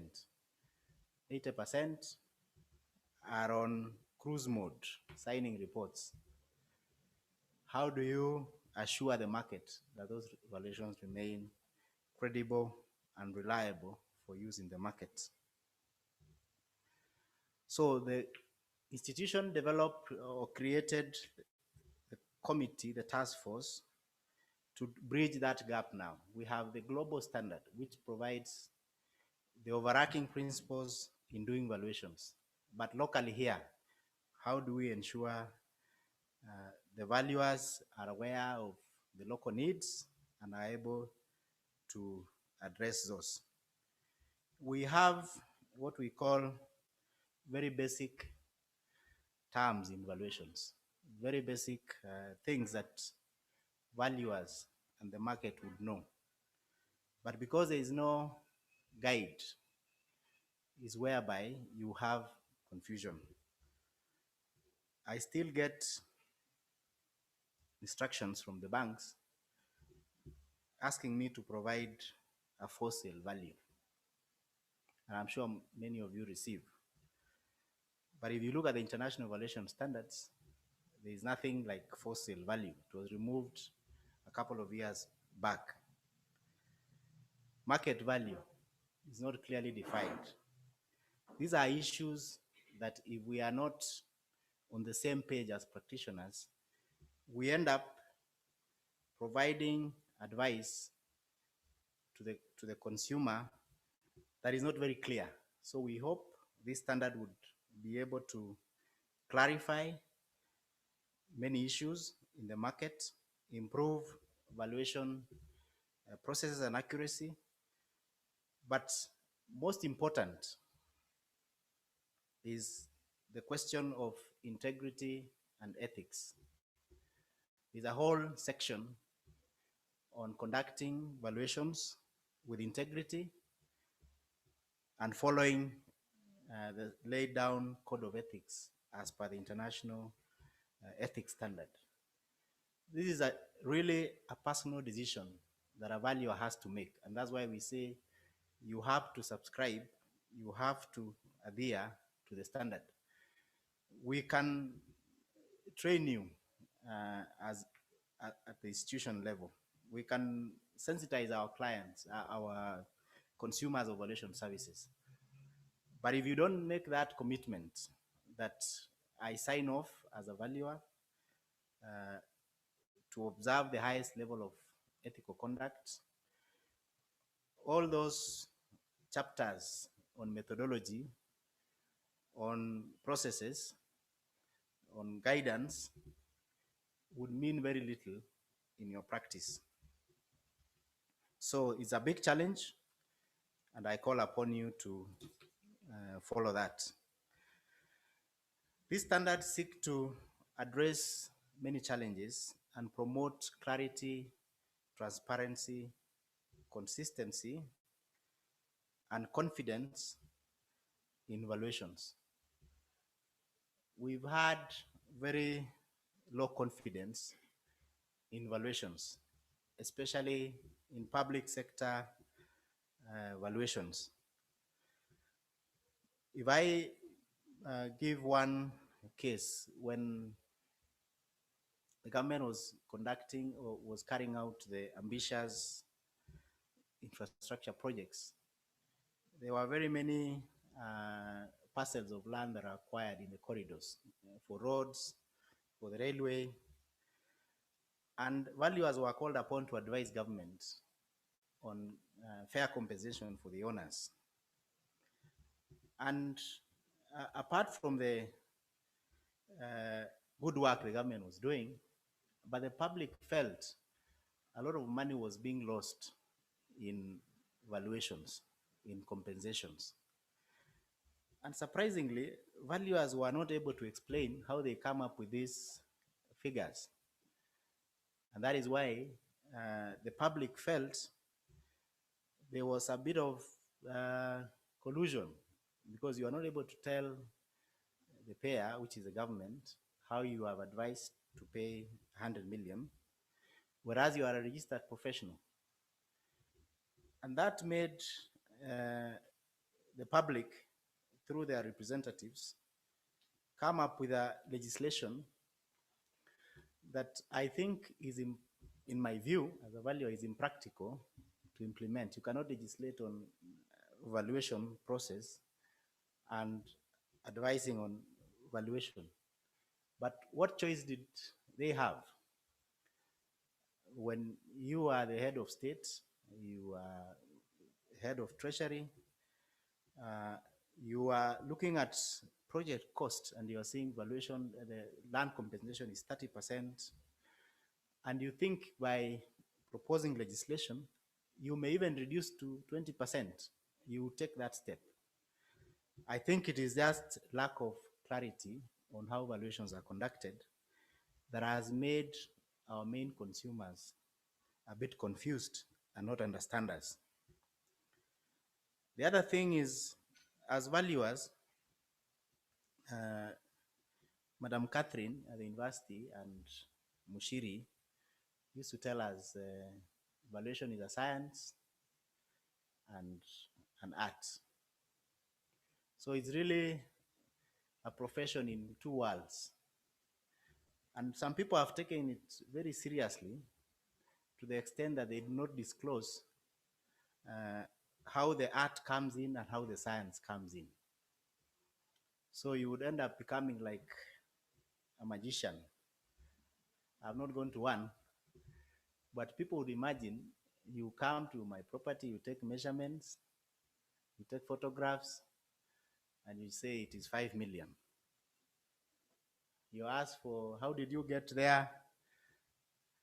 In fact, the worst thing to ask a valuer is, show me your workings. They would argue first for an hour why the advice is correct. If you don't want it, you can go to someone else. The science bit is the foundation of valuation advice. The data, the process, to ensure you come up with a figure that you can properly support in your advice. The art bit comes in your experience. I'm sure most of you are principals. When we send our associates, they come up with a lot of science valuation. Sometimes I get a valuation of 10,500,200 shillings. So I'm telling them, yeah, I mean, the science has come up with to the decimal, but what is your opinion as a valuer? But the art bit needs to be regulated or provided clear guidelines to ensure you come up with a valuation that has confidence of the recipient. They don't think you have guessed a figure. And the moment they think you have guessed a figure, they also imagine they can assist you to guess the figure. So they tell you, nisaidie hapa. So I'm applying for this loan. If you give me 15 million instead of 10, I will qualify for it. So I don't have a problem with cash flow. So tusaidiane. And it's because you are not able to explain how your science and the art comes in. So we hope with this standard, it would help valuers and also clients understand how values are generated in the market. Of course, if you read the standard, you would see a declaration that they are mandatory provisions that you have to follow in conducting your valuation. And why they are mandatory is to ensure you are able to conduct your valuation with independence, which is critical in valuation. The others that you are advised to follow, whereas they are not mandatory, you are supposed to declare why you have departed from them. So really the standard is like a highway. So if you are going to Kangemi, there is a route we expect you to follow, unless you tell us there's heavy traffic and I took a detour to the junction, and that's why I have ended up here with my gas tank half full. So we hope the standards would be useful to the valuer to that extent. I've heard many speakers talking about promotion, advocacy, and sensitization. This is something we would do. It is imperative that we do to ensure we advance the profession and the standard. I have subscribed to IVAC. I receive a lot of bulletins on the standards, on what they are doing. And we shall also do that for the membership and the key stakeholders to ensure we are working together. We are working together in ensuring the market adopts this and understands it fully. Valuers worry a lot about fees. And everybody worries about fees because that is why they work. The quality of work is able to secure you higher fees. I've read many valuations that clients or consumers send and ask me, I've paid 50,000 for this. The valuer has given me a 2-pager. I'm not sure how he did his work. We hope with this standard, you are able to improve the quality of work so that your discussion on the fees and arguments is not really an issue. Once you demonstrate you are delivering value to the client. Valuation is a responsibility that you tell a client. It's not for me to advise the figure, because many clients look at the figure. In fact, many of Raymond's friends, when you send a report, they only read it when there is trouble. But they flip to page 10 or whichever page you have the figure, and that is what they are looking for. We hope that with this standard, it's able to encourage our consumers to go through the entire report, because that is the body of the evaluation and advice that the valuer is giving. The lack of standard has made valuation very risky. Among the professionals who conduct business in this country, we are asked for very high professional indemnity covers because they do not understand how valuers do their work, so that they are able to price that risk. We have several insurance companies that have totally said they will not want to do PI covers for valuers because they don't understand how valuers conduct their business. So we hope with the standard, the cost of doing business also would go down. I think as I finalize, and Jesse, I said I will not have remarks. I have put them inside. So you have to ask me where were the remarks and where was the speech. These standards will be reviewed occasionally And I hope the task force would be the inaugural board who would listen to what would come out in the implementation process. We should not wait for 22 years to look at it again. Bernadette, I know you told me you are semi-retired, but I would want to still keep you busy. I close by urging all the professionals to adopt and promote this standard. It is as equivalent as the best standard, as you've heard from the chair of the task force. So if for any chance Valuation, somebody refers you to the red book, please flash out the blue book, because it is as good as, if not better, as the red book. They have incorporated the international valuation standards, which have been developed over a long period of time with long experience in other markets. So we hope that this would be of benefit to the industry as it grows. So with those very few remarks, I don't know if our chief guest is here.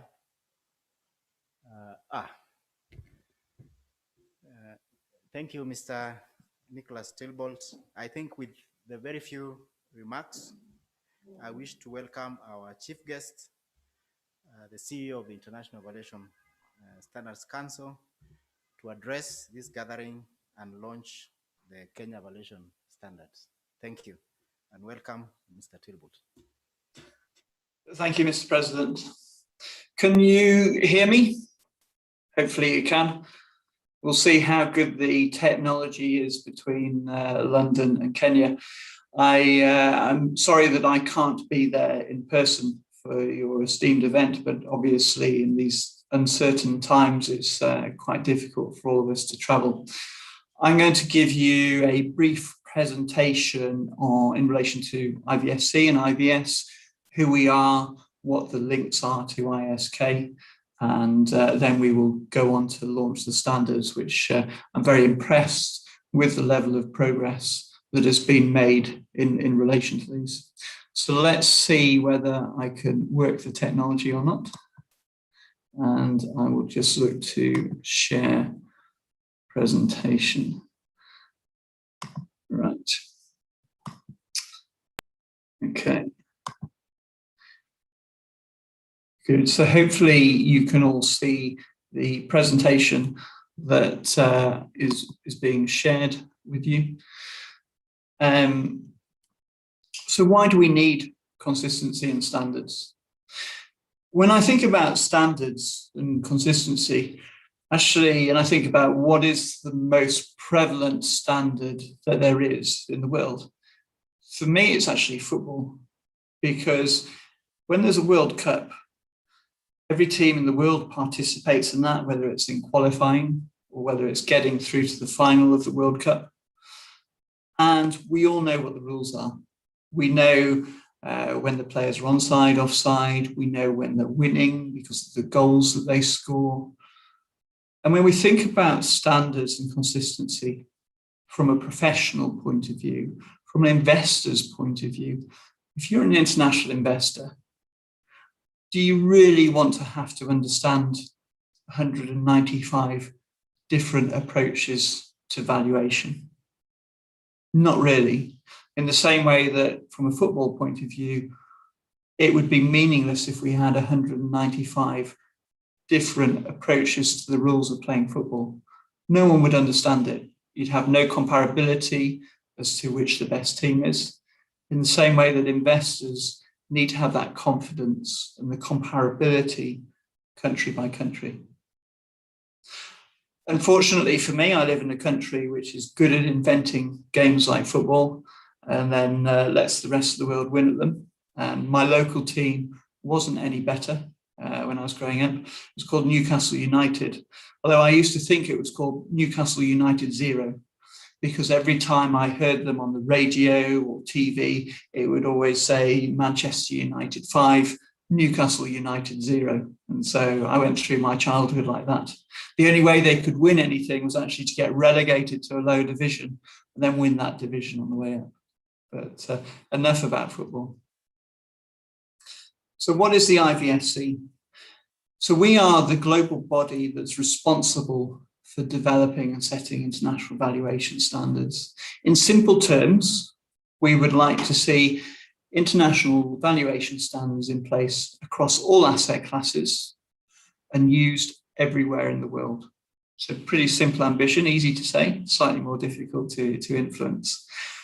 We're also very strong believers in professionalism, because actually we can bring together professionals to put together the international valuation standards. But unless you have good professionalism on the ground in each country, the standards are meaningless. So the importance of that partnership with professional organizations such as ISK cannot be underestimated. We're independent and not-for-profit. We split the world very crudely into 3 areas. We have a tangible assets board, we have a business valuation board, and we have a financial instruments board. And we believe very much in a collaborative approach. So we work very closely with other stakeholders. There's shared interest in certain topics with IASB, from an accounting point of view, from FASB, the IAASB, as well as IOSCO, IFAC, World Bank. When we look at the World Bank and the UN and the IMF, they have all recommended in certain parts of the world that IVS be used. We believe very much in working in partnership with these other organizations to build trust in valuation and help develop the global financial system in the public interest. On some of our working groups, we have representatives from IASB and FASB. There's a joint valuation working group with IOSCO, which started this year, which is quite important because IOSCO brings together the key securities regulators from around the world. And so they're increasingly recognizing the importance of valuation to that system. And for us, it's really important that regulators have confidence both in the international approach to valuation, as well as what professional bodies such as ISK and professionally qualified members such as yourselves are doing. I'm going to play a short video, if technology permits. This will be an interesting experiment. Briefly before that, we are formed of over 170 member organizations from across the world. There are over 70 professional organizations that qualify over 340,000 professionals. And we know that IVS is applied in 103 countries.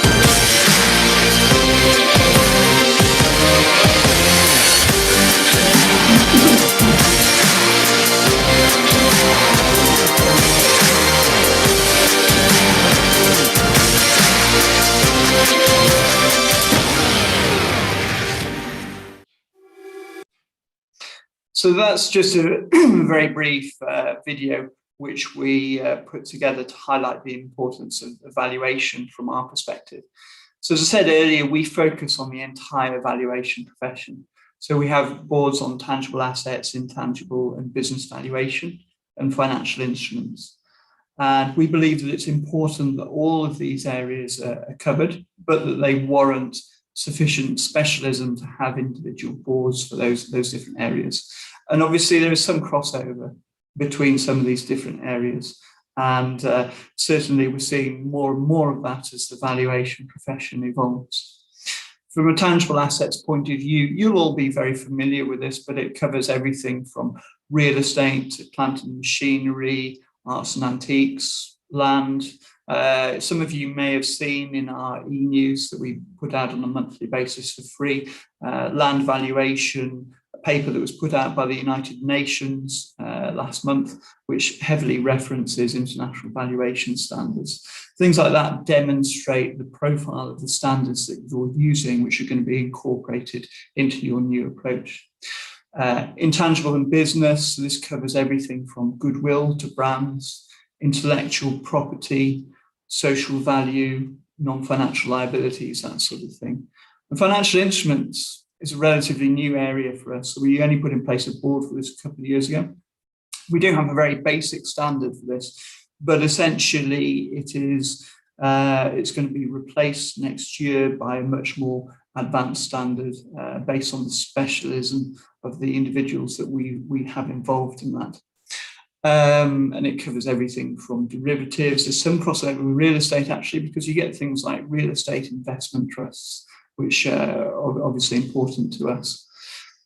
The way that some of you will have seen this, but the way that we approach standards are that we have a common approach to everything. So we've got valuation principles that will apply to all areas. So whether that's business valuation, a real estate valuation, whatever it is, there are certain valuation principles that are very important and they apply to everything. And then what we do is that we have chapters on specialist areas. So that might be plant and machinery, it might be real estate, and essentially you use the chapters that are relevant to the part that to the valuation that you're doing in order to understand the approach to that, along with the common valuation principles. The structure of IVSC, we have a board of trustees, and that provides independent oversight of the IVSC, because most of them are not valuers. And the reason they're not valuers is because it's important that we can demonstrate our independence. And that's what gives us credibility with governments, it gives us credibility with regulators, gives us credibility with a variety of stakeholders. And that's important not just for us, but also for you as practitioners. The boards that we have, and you can see the technical boards that are down there as well, they're populated by people from around the world. So if you believe that you're a leader in the profession and you believe that you have better ideas than what's in the standard, then please, when we have opportunities that come up, which are flagged through our e-news, through our LinkedIn profile, through our website, then feel free to apply to be on one of these boards. Because whilst it's a competitive process to get on one, we want to take the best ideas from wherever they are in the world to incorporate into the standards. Now, one of the challenges is obviously it's important to be able to collaborate and convince others around the world that your idea might be better than theirs, and how do we incorporate that into the standards. But for us, it's really important because the international valuation standards are something that belong to all of us as a valuation profession. They're not IVSC's, they're yours. And so we want to make them as good as possible and keep evolving them. So obviously there are topics which are becoming more and more important, such as ESG is something that we hear a lot about from different investors. So I speak to some of the largest pension funds and sovereign wealth funds in the world, by way of example, and they really want to see that quality and consistency across border. And that can only come from the standards and the professionalism, high quality professionalism being in place in each country. And as part of that, we need to tackle these topics, such as ESG and the impact that that can have on valuations. And we need to make sure we're at the forefront of those discussions. What's the relevance to you as a practitioner? So we regard there being a partnership between IVSC and ISK, and that this enables the following, so global best practice as well as regional best practice. What's really important is that there's a professional body that can take the global principles, the global standards, and educate on those and how to use them, but also has a really good understanding of the local environment. Because there are probably, for example, there's probably legislation in Kenya that might be different to other countries. And it's obviously really important to have that local knowledge. And so that's something for us that is very, very important.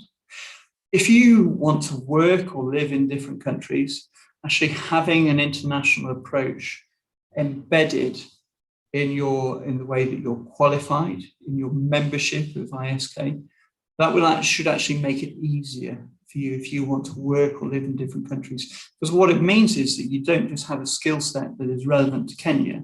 It means that you've got a skill set that is actually applicable and relevant to a lot of the world that's out there.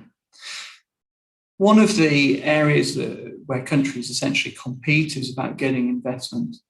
And the higher the level of transparency and confidence that can be given to investors, whether that's international or domestic that are considering local or international investments, there tends to be a correlation between that and countries achieving high levels of investment. And so it also makes your skills more relevant to organizations looking at different countries they might want to invest in. Touching on one of the areas that your president was talking about earlier, we would say it also helps protect your work. Because if you're challenged, and valuers do get challenged, as we know from time to time, particularly it seems following a crisis where people are looking for others to blame. Actually, if you can say, well, I've followed this approach, that's something that we find gives credibility, and it can help provide a degree of protection to your work if you've followed the standards effectively. And as part of ISK, which is part of IVSC, you share in a global network, which shares best practice. There's the ability to stay up to date with leading trends and evolving thought leadership. We issue things like perspectives papers on a regular basis, which explore and stimulate discussion in new valuation topics. And you're welcome to all of that kind of information. And for me, when I think about this, yes, international standards are important, but we really, really need to have professionalism there as well. So professionalism is more important than ever. So some people say we live in a post-truth world. Some people out there talk about fake news. But actually, what investors want to see, they want to have confidence. They want to be able to have a professional tell them the truth, actually be able to advise them as to what a valuation of a particular asset is, to inform their decisions. And when I look and interact with younger generations today, what I find is a common theme, which is that they're looking for a meaningful career. And actually being able to contribute, being able to make the financial system better, being able to help others through the advice that is given, something that's a very meaningful career. And so I strongly believe that professionalism is more important than ever, and is particularly important to the new generation that is coming through. We've obviously all been through a difficult time. COVID has affected the world in a way that nothing else has, potentially for a century or more since the Spanish flu or whatever it was in 1918. And this has had profound impacts in all countries around the world. And it's also led to financial crises, essentially, and a high degree of uncertainty. And so, actually, when you think about how we emerge from that, and it'll probably take a year, 2 years, 3 years for us to emerge from what's a health crisis that's become a financial crisis. What we need is people out there that can give confidence to investors where there's a huge degree of uncertainty. And so from my point of view, what you're doing as professionals is hugely, hugely important to restore confidence in economies around the world. And I don't think, certainly in my lifetime, the role of a valuer has never been more important. So please keep up the professionalism and the great work that you're doing. And thank you very much for your time. I hope next time we do one of these, we'll be in a world where we can actually all do this in person. Thank you. For our chief guests, Nicholas Talbot. Thank you, Talbot. We do appreciate your presence and whatever contribution you have made, and also your role at IVSC and the support that you have been giving the valuation industry. Now we request you to launch the valuation standards, and unfortunately I cannot tell you to come here, so this is a first for me. I've never done a virtual launch, but yeah.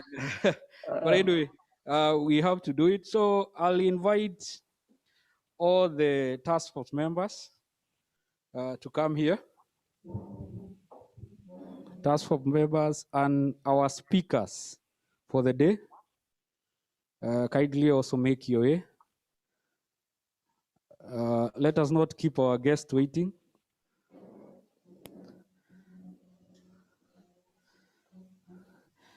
You know, when I was told that you are not going to join us physically, I said our guest has missed something. I agree. I have missed something. It's one of, well, I've only been to Kenya briefly, but it's certainly one of my ambitions is to spend some time in your country, because I've heard it's an incredible country. Yeah. So I think you can go ahead and tell us you have gone. You can see the screen? I can. So thank you. I'd like to congratulate the committee on all the work that they have done in putting together these standards. I know that it has taken a lot of time and effort, but I believe it's truly worthwhile. And I thank you very much for working in partnership with IVSC in terms of having an international approach with obviously the local approach to professionalism. And I hereby officially launch these standards. Thank you. A round of applause. I think this is the greatest moment for the Institution of Surveyors of Kenya. And I also know that Talbot is very happy to see that we have implemented IVSC standards in Kenya. And you have a better partner now who practices what you preach. And we welcome you to Kenya next time. If you came today, you would have come out with some very nice words like nitakufinya. Those are some of the common phrases that are going around in the in the blogosphere. We appreciate that, and I think the institution will send you an autographed copy. That'd be very kind. So we'll take a few photos.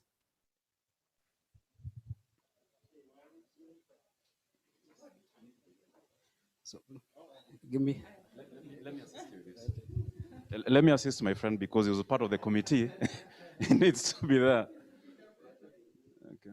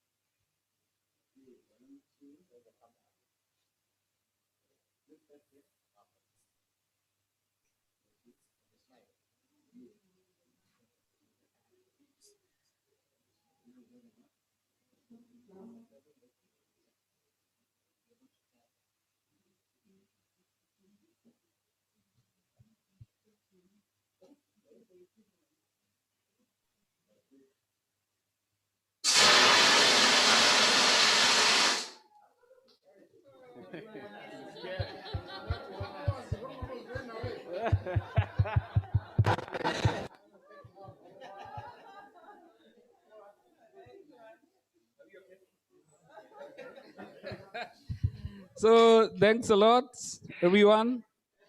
Can I have my screen back for a moment? Thanks a lot for everyone. And Nicholas, sorry for that. I think you have It's missed a lot of impressive. fun. And we appreciate the valuation fraternity in Kenya is very happy. You can see we are calling it the blue book, the Kenya valuation standards. A copy will be sent to you at the IVSC, and we'll be happy to receive your comments on it also. And thanks a lot. We thank you. We also thank the presses of media, K24, and the other media that will cover us. So the next step, I think, Nicholas, I can now release you and invite. Thank you. So you can be there until we are done. So Okay. feel free. I will invite Maurice. Or Maurice is the person who is in charge of training valuers, or rather checking their competency before they are given their licenses. So Maurice, for a few minutes, please.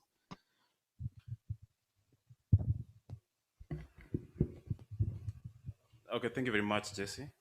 I think mine is just to tell everybody thank you very much. And on behalf of the team, I would like to recognize the presence of all the important protocols from the president of the institution, our chief guest, Mr. Nicholas Talbot, representative from the National Land Commission, Mr. Reginald Okumu, Ministry of Land, Jacinta, who's been here, who's also the chair lady for VRB and the acting chief government valuer, a representation from the bankers, who are very important stakeholders in this process, Mr. Raymond, the president of the Institution of Surveyors of Kenya, the VEMS chapter chair, and all protocols observed, including the task force. This is, of course, a very important day, as you've seen, and I think we're very happy with this process. After 22 years, at least, we've come up with something, and I'm very happy that this has been done under the good leadership of our current president, Mr. Abraham Samoei.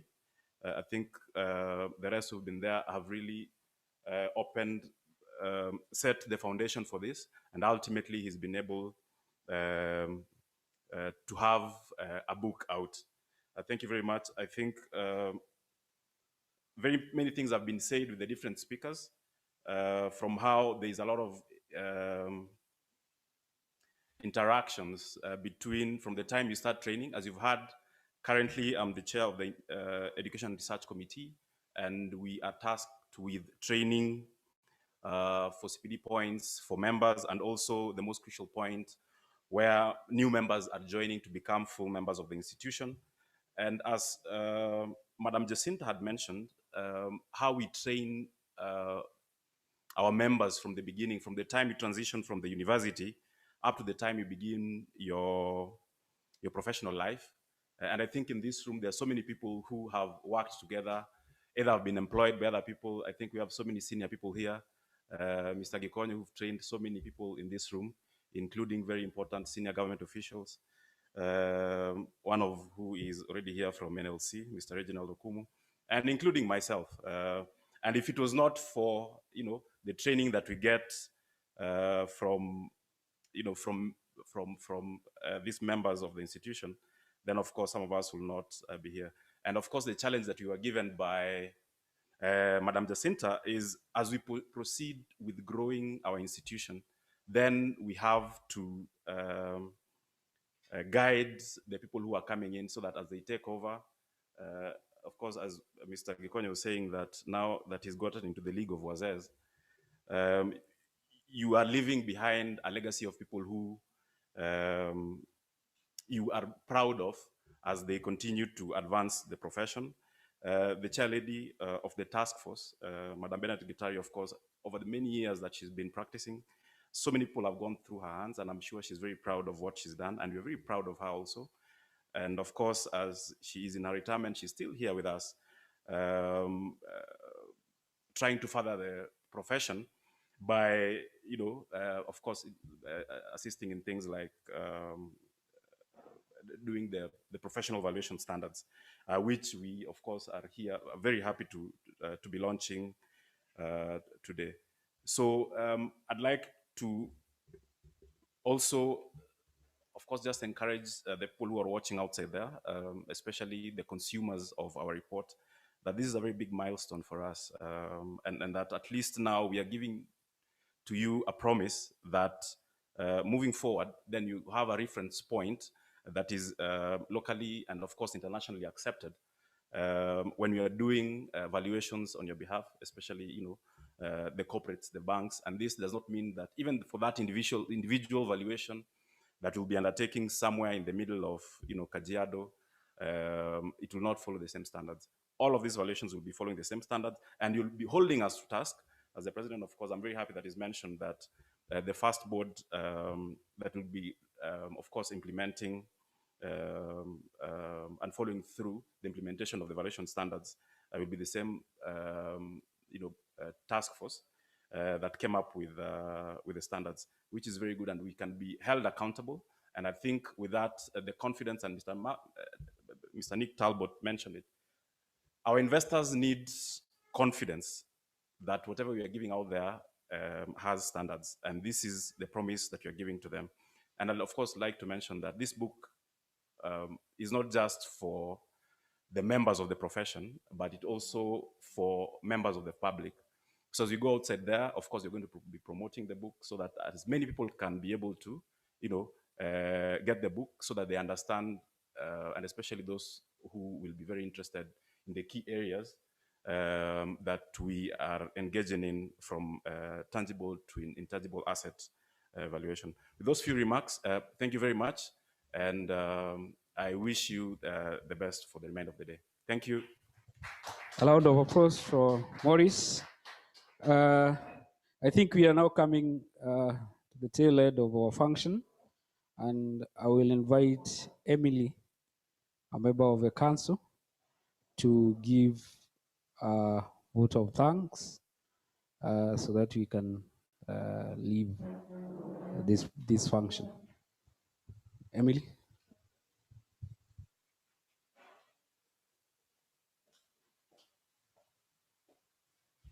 Oh, thank you, Jesse. Our chief guest, Mr. Talbot, our president, Mr. Samoy, our CEO Rose, our distinguished guests, especially the speakers who are here today gracing this occasion. We are very happy to have you here, and we are grateful for that. I also want to recognize the presence of the ISK Council members who are here, who are also valuers. Incidentally, I'm one of them, and I'm not a valuer. I'm in a room full of valuers. I'm actually a land surveyor. I could be the only one in the room. I hope others are watching from outside, and also our members who are watching in this hybrid system. We just want to thank all of you for attending this occasion. I've observed all protocol, and this was a very important milestone in the life of ISK. We celebrated 50 years of the existence of this institution 2 years ago, and it almost feels like 1 year ago because COVID sort of erased. A lot didn't happen.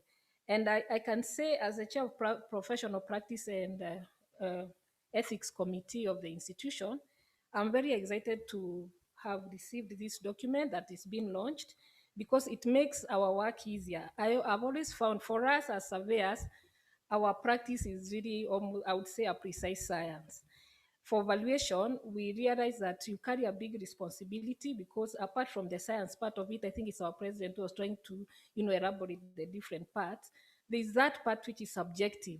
And I think valuers are held in very high regard among other professions like doctors, bankers, because as a person, there's that subjectivity that you introduce to a value that you attach to, property or a report that affects other people's, livelihoods, other people's investment and all that. To put it in simple terms, I think this standard makes it easier now so that when people are judging your work, when people are judging the products of your work, they have a standard that they have to. Still, of course, your opinion is very important, but this will remove a lot of grayness. And the value of our product, the value of our valuation practice has gone up a notch higher.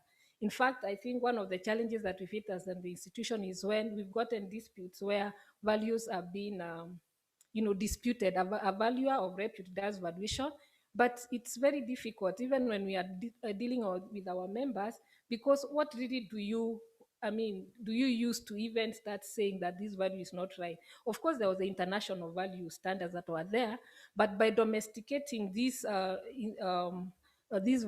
standards, I would really like to thank the task force for putting in that, because I think that's the essence of these. They have domesticated it so that it is, adapted to our local situation, every imaginable local situation. And I think now that will make it very easy, both in terms of our practice standard and also going into the future.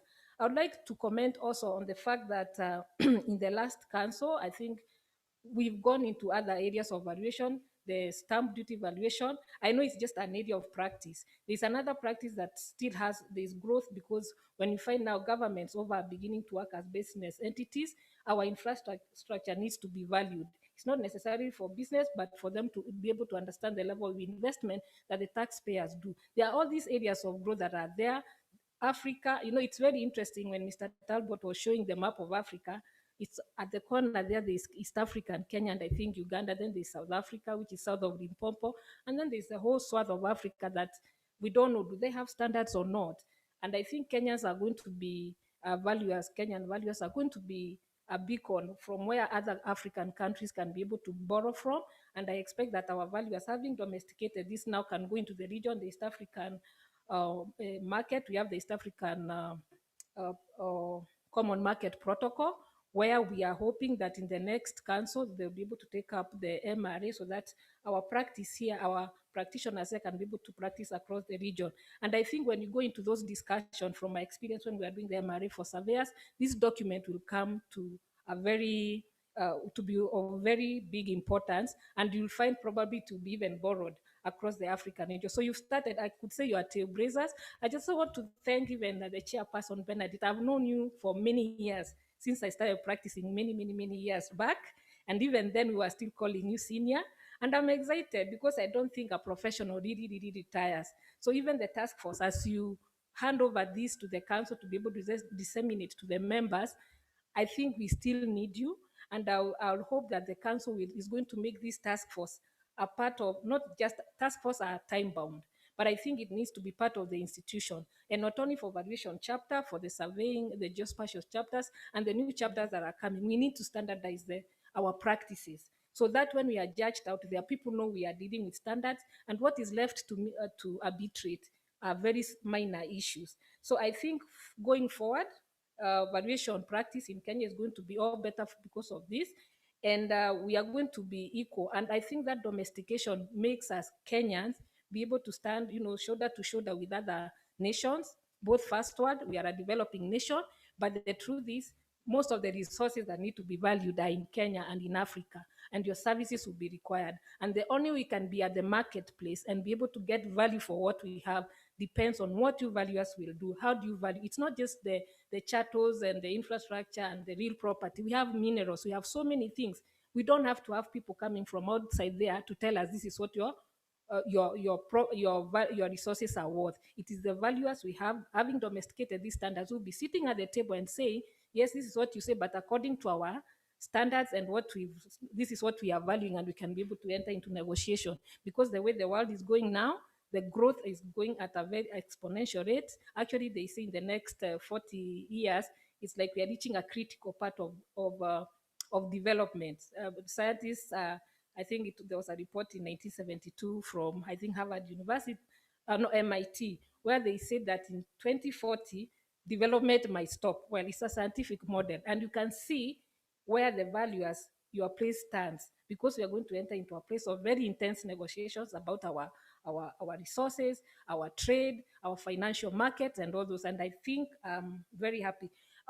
My colleague Maurice has spoken about professional training, and I'm happy to see that this contains both the professional standards and the practice standards. So I think we are well covered, and I just want to thank the team that worked. And yes, I will ask our president to keep a tag on those task force members. I've looked at the list, includes our chair from VEMS, some eminent members of the institution.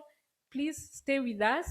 Your work is not finished, and I'm proposing that that task force for now be turned into a committee, so that we don't have to wait, and we should determine how often, looking into the future, do we need to be looking into these standards so that we keep them current. I know I've said very many things, but just to cap it all, what I can say is thank you very much. And I also want to thank the council, and starting from the chapter level, for supporting that team to be able to come up with this, very important document.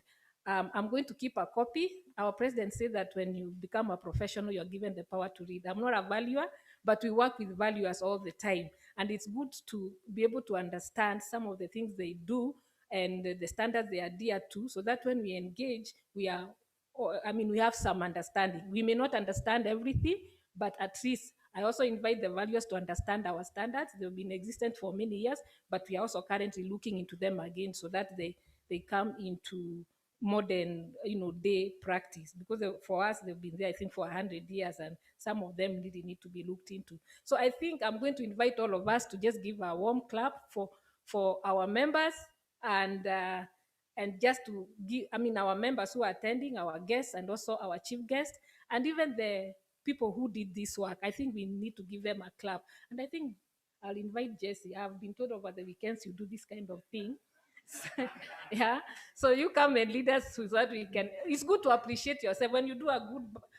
I think there is a book by Chinua, the reason on the Iloko tree. If you do something good and nobody is congratulating yourself, you congratulate yourself. I think we need to congratulate ourselves for having done this wonderful, gotten to this wonderful milestone. So Jesse, lead us into a time of celebration. Let's clap for ourselves, and then I will hand it back to you. Thank you very much. I'm trying to think how we used to congratulate people when I was in nursery school. But anyway, I think we can rise up.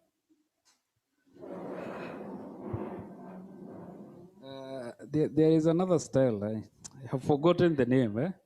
So you start with 5 claps, 4 claps, 3 claps. Yeah, good. 5 factorials. So we can start.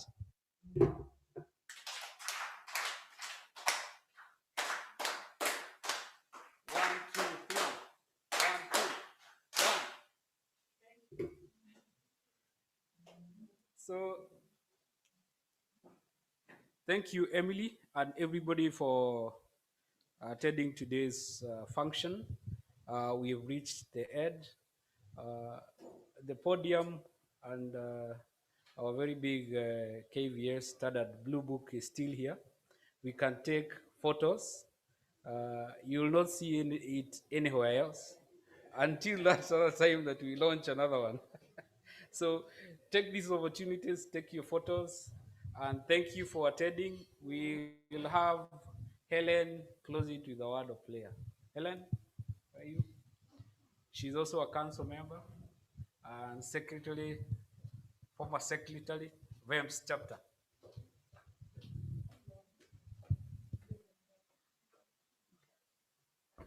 Hello. Oh. Thank you, Jesse and everyone. I'm not here to give vote of thanks. Emily, I think, has done justice. But I think to reach this milestone, it has taken the hand of the Almighty.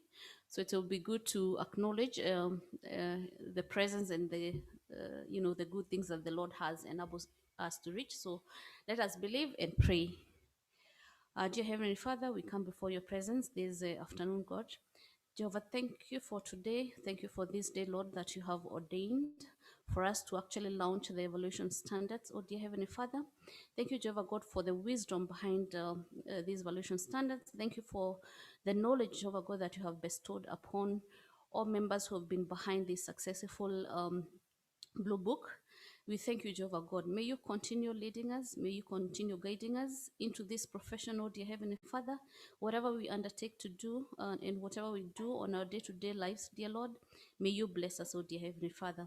I thank you, Jehovah God, for making it a success, oh dear Lord, for seeing this day and for every one of us here, oh Lord, for the gift of life and for many other things, Jehovah God, that we may not be able, Lord, to give thanks, but we acknowledge, Jehovah Lord, your hand, O God, and your supremacy, dear Heavenly Father.